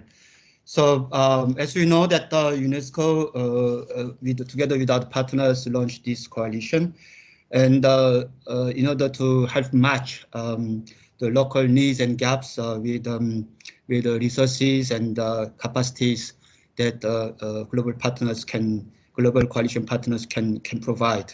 So one of the things that we are actually currently doing is to help match these needs and the resources, because we know that at country level, ministries and the partners would like to see what the coalition partners can offer, while at the same time coalition partners they ask also what is the global picture of needs and gaps across countries around the world. So as you know that the list of partners keeps growing. We are close to 100 partners, and so they would like also to understand the needs and gaps in terms of online platforms, digitalization of curriculum, teacher needs, and teaching and learning, connectivity, radio, TV program, and as well as printing and of materials and so on. So this is what we are trying. We have been trying to collect and analyze in mobilizing our colleagues in the field. So I'd like to also invite development partners at the local level to touch base with UNESCO to provide this information in collaboration with the ministries of education.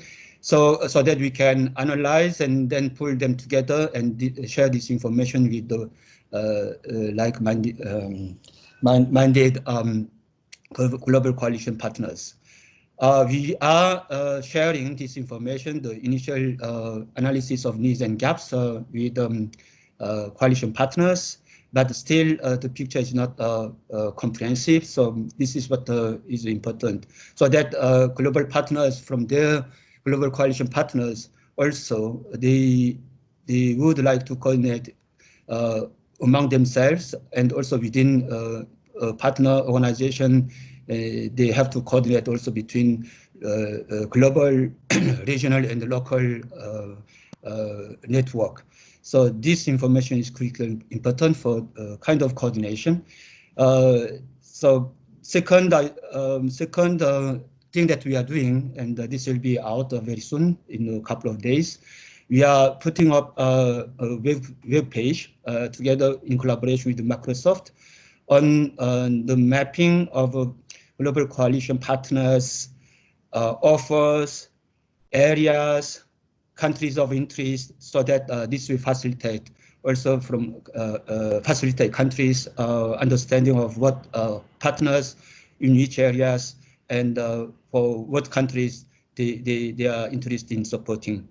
So finally, I think we have already started mobilizing several partners, including Global Business Coalition for Education for Ghana.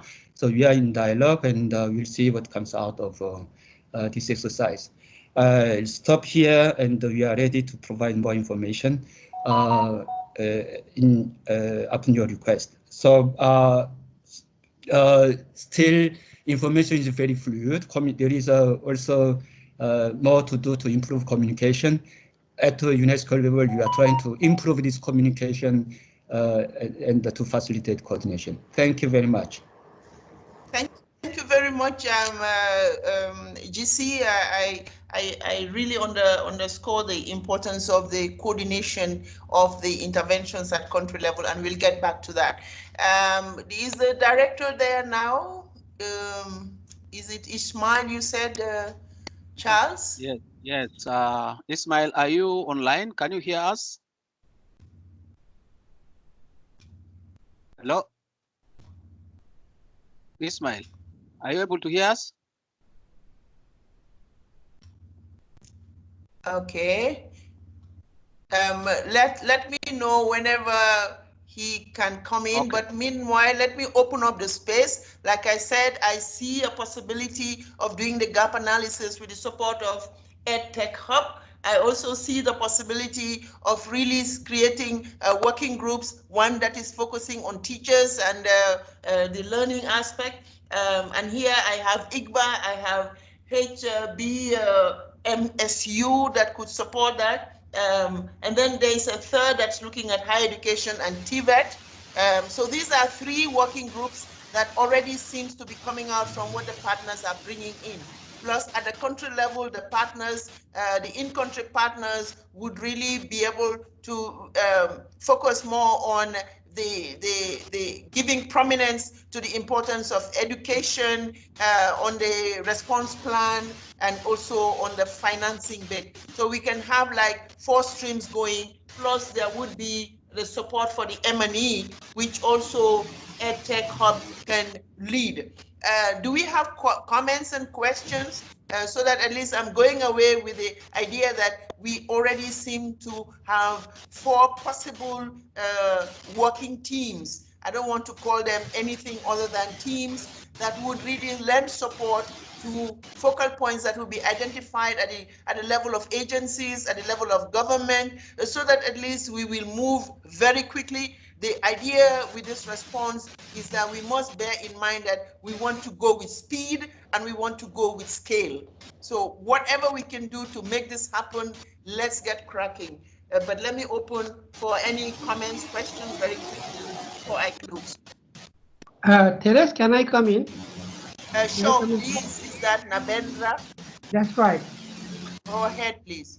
Thank you. As you mentioned, these areas that you highlighted are actually already in the national response plan approved by the top management yesterday. There are 3 task teams, if you like, working on digital learning, radio, TV, and self-learning materials. So the structure is already there. What we need is an enhancement of the capacity and participation of the experts. We can discuss Charles with Charles and Alexander and see how best we can get the support for the missing components, particularly even after the GPE fund. For example, the tertiary education, TVET, and teachers learning components, which are very much in the plan. And thankfully, these are the components where our chair's own organization, INABEL, is also involved. So but if you like, the structure for what you propose is already there. We can come together to strengthen it and take it forward.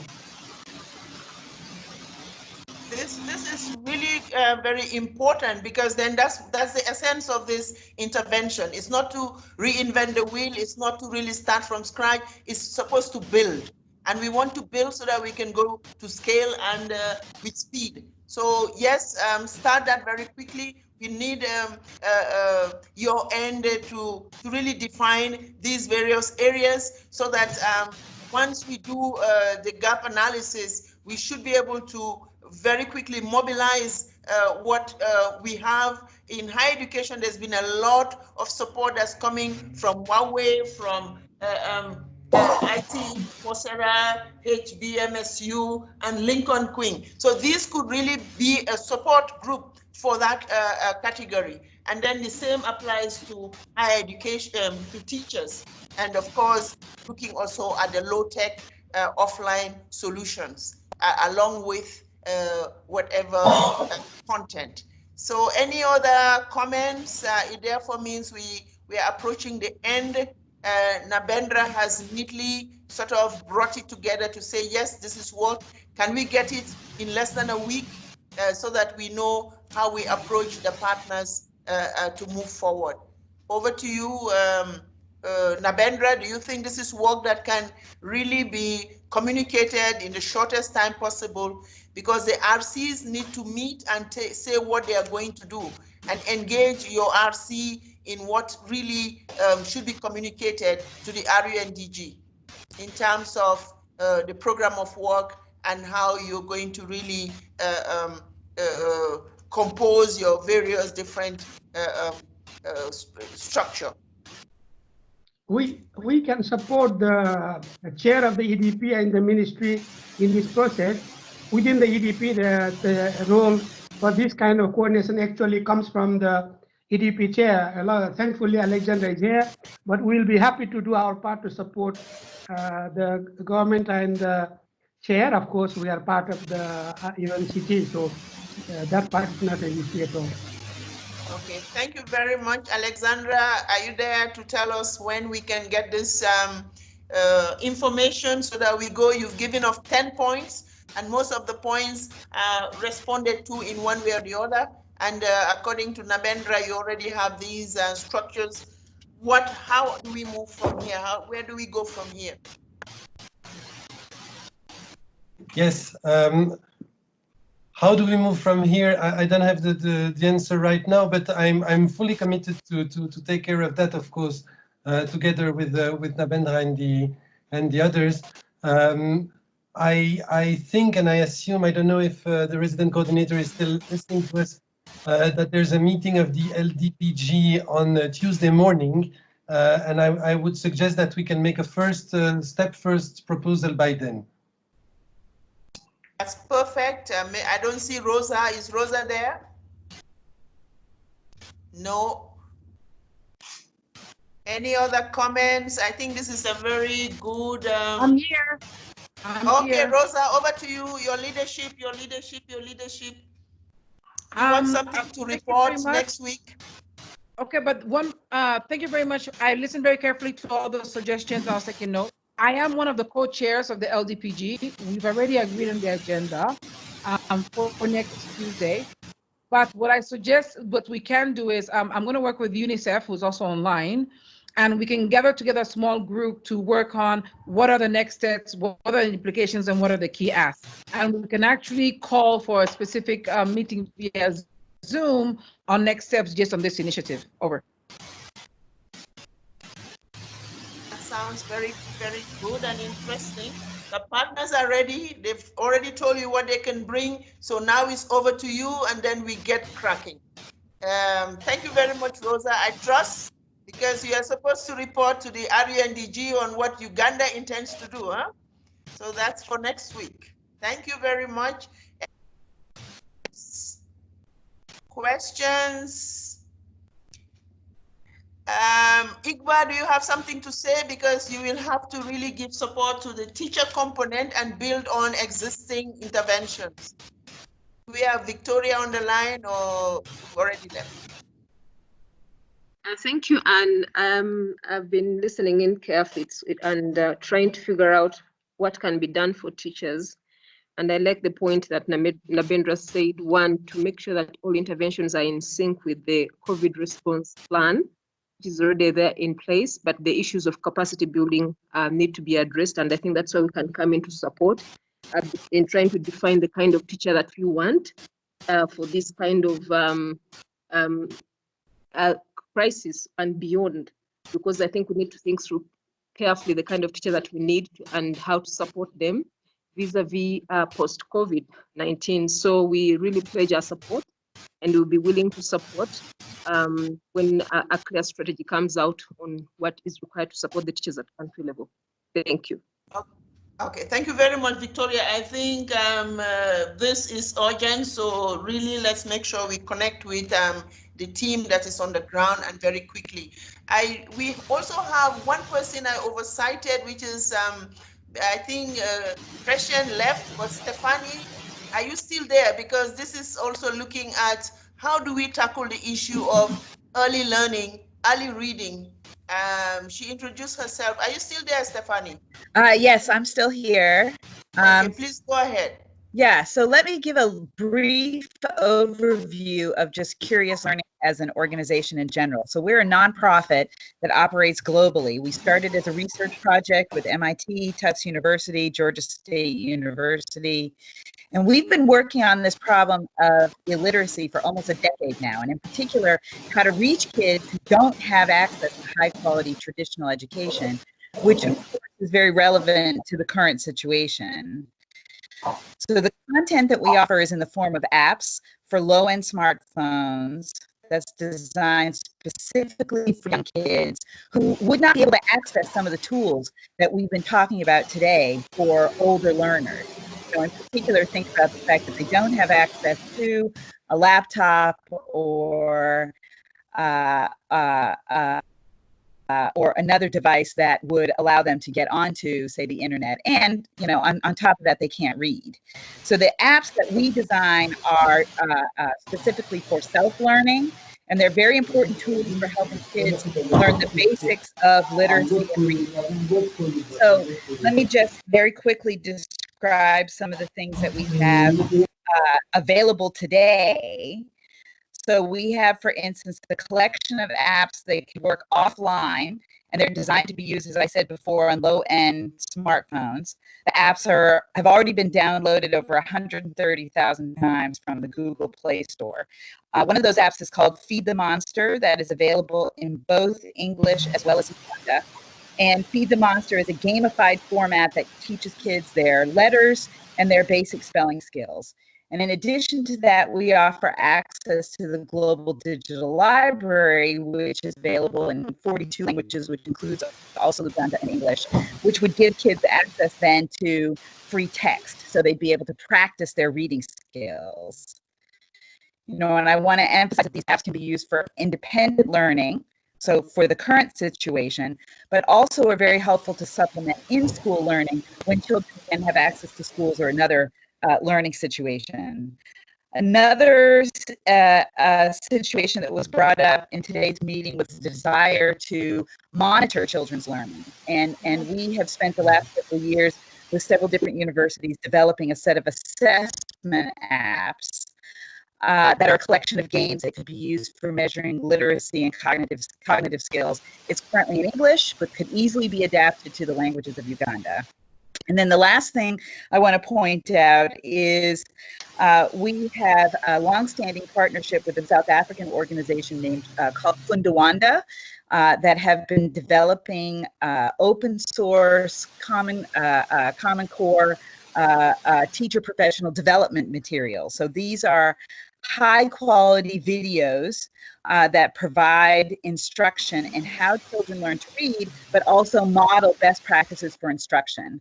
Those have been produced in South Africa and could easily be dubbed or subtitled into the home language of teachers in Uganda, or, you know, many of the materials are also in English. So I just want to end by saying that all of our content is open source and is available for regional adaptation, meaning that we can provide training and guidance for new versions of, say, for instance, the Monster or the apps or the teacher professional development materials. So they could be adapted to the needs of Ugandan teachers and children. I'm going to put an app, a link into the chat room so that anyone can go on our site and find out more information about the content that we offer. Hello, Anna. Thank you very much. can you, Rosie, can you really mute your mic? Let me, before we call on you. Just mute the mic, please. There's a lot of background noise from that end. Thank you very much. Thank you very much for that. Because it brings, Stephanie, we are now also looking at other partners that should be on board as we go forward. That is the telecoms in Uganda, so that they will be able to provide some reduction in the tariff for those who are going to use mobile phone as learners. I can see the director has finally joined us. Let me leave the director to come in later. Just give me a few minutes, director. And here again would be a possibility of supporting the hub that we are looking at for open educational resources, because really capacity has to be built in order to be able to manage the knowledge that is produced in Uganda for the preparedness of a future response.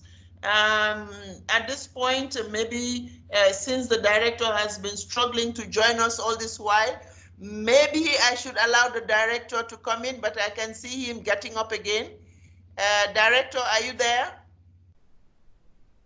I see he seems to be moving.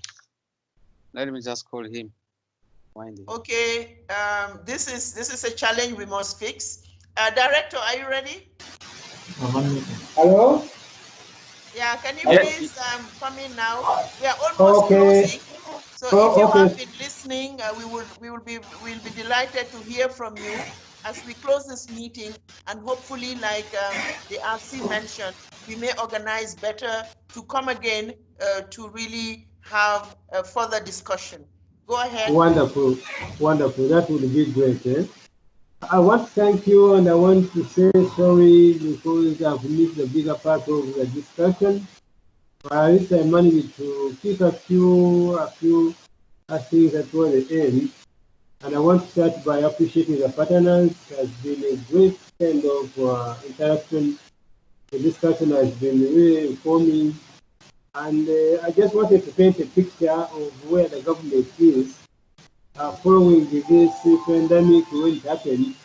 Quite a number of things happened. You must have heard the schools were closed and what we had to come up with guidelines on how to close schools. But now we had to come up with a plan to guide us through this pandemic. And our plan had three key scenarios. The first scenario before the thing happened to Uganda, but it still was that's the scenario in which we are now. And we have another scenario, the post-COVID.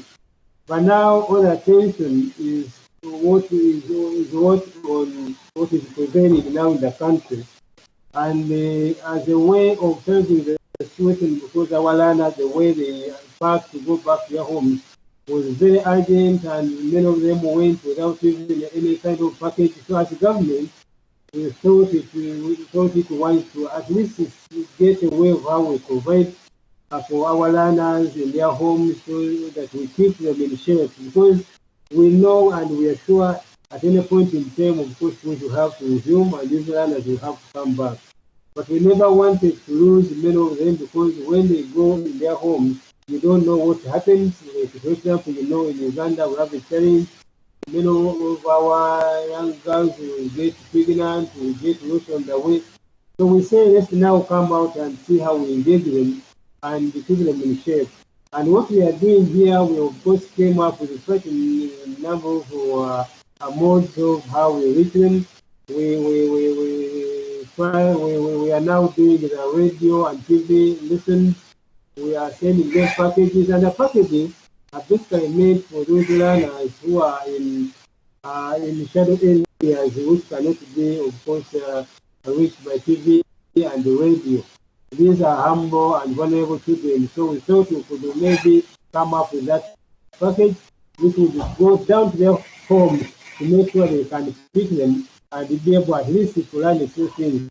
Of course, I have listened in and heard the people commenting. There's a challenge because some of our parents now are becoming, of course, teachers. That's inevitable because we needed to look for an immediate kind of solution. And on top of that, of course, we are going, we have many materials online, but we have a challenge challenge there. Of course, when you, in terms of percentages, the bigger percentage of our learners cannot access the online channel. So we have a challenge there, and that's why I usually pick the discussion, and it was really very interesting. And I remember my own Rosie expressed it very well. We have a very big gap, both in our higher institutions of learning and even in the lower levels. Now what of the day is on learning. And on learning, you have a very big challenge in terms of infrastructure, in terms of teacher preparation. But thank God you have those hubs, and I think they are going to do a lot to, of course, improve this on learning kind of situation. But we have a very big challenge, and Lord must have shared with you, we are getting some kind of support from GPE.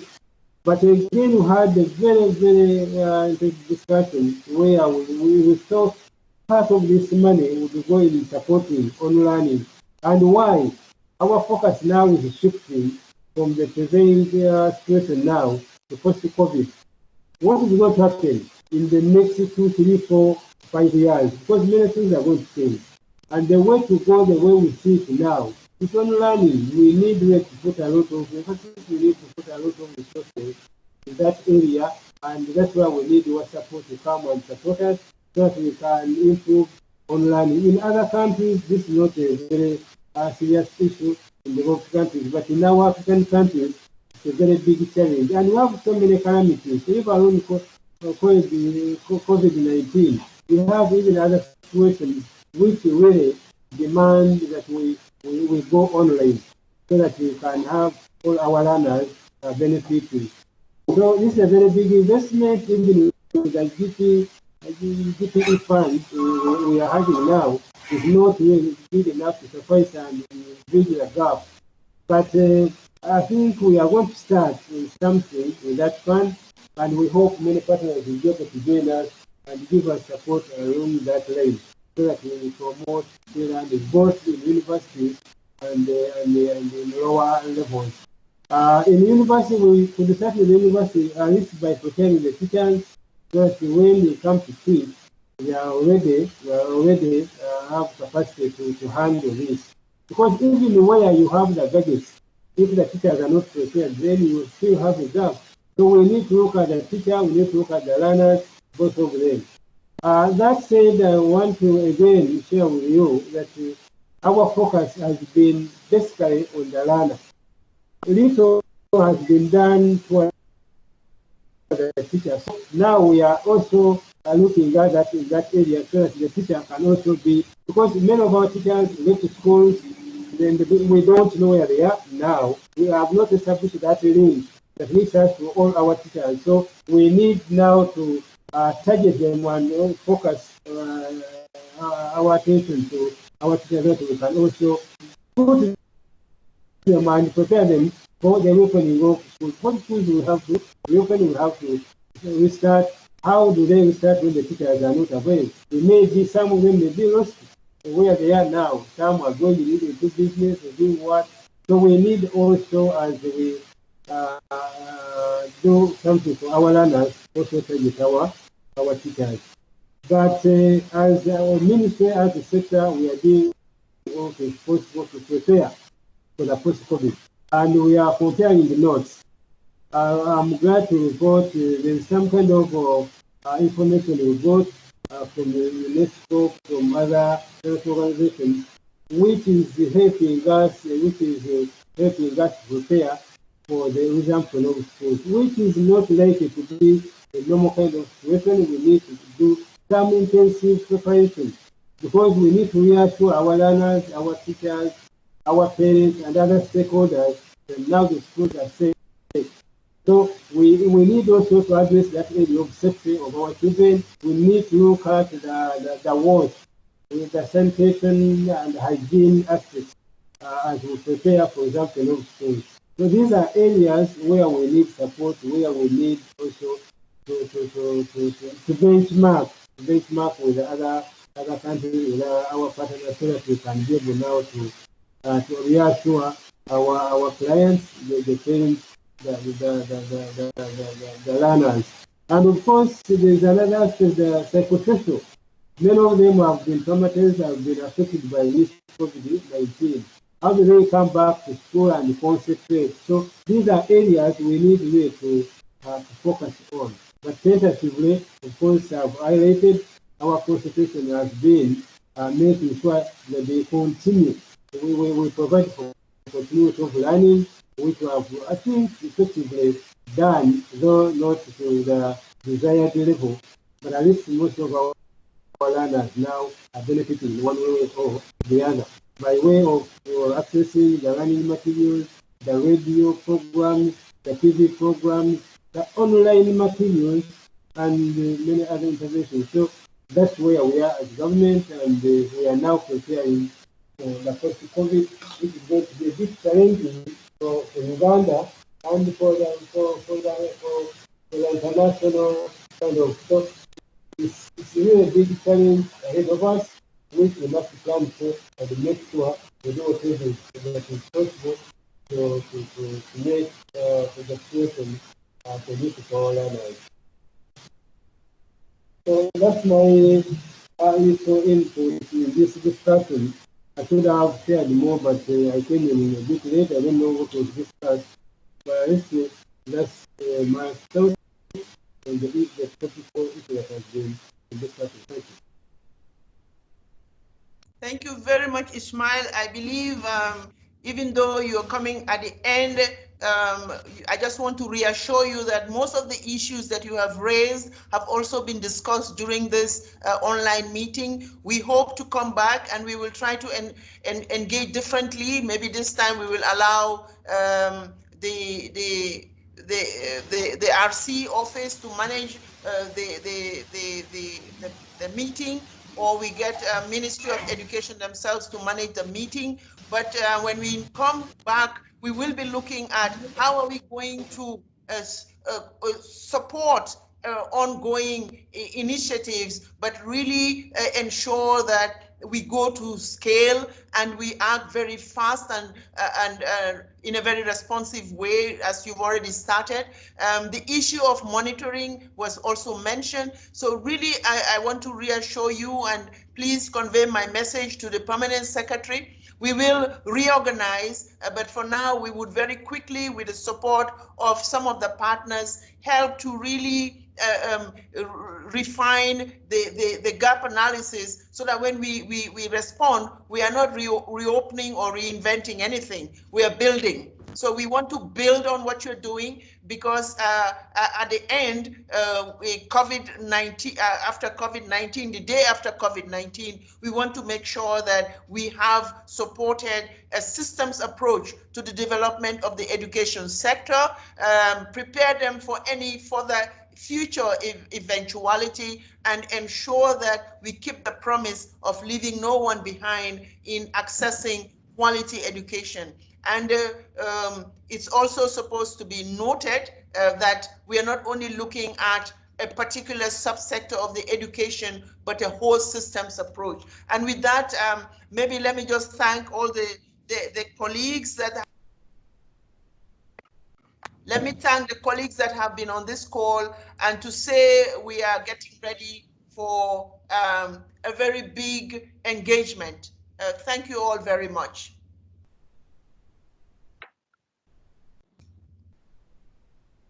Thank you very much. Thank you. Thank you very much. Thank you. Thank you, Anne. Thank Thank you you. so Thank much. you. Thank you, everyone. Thank you.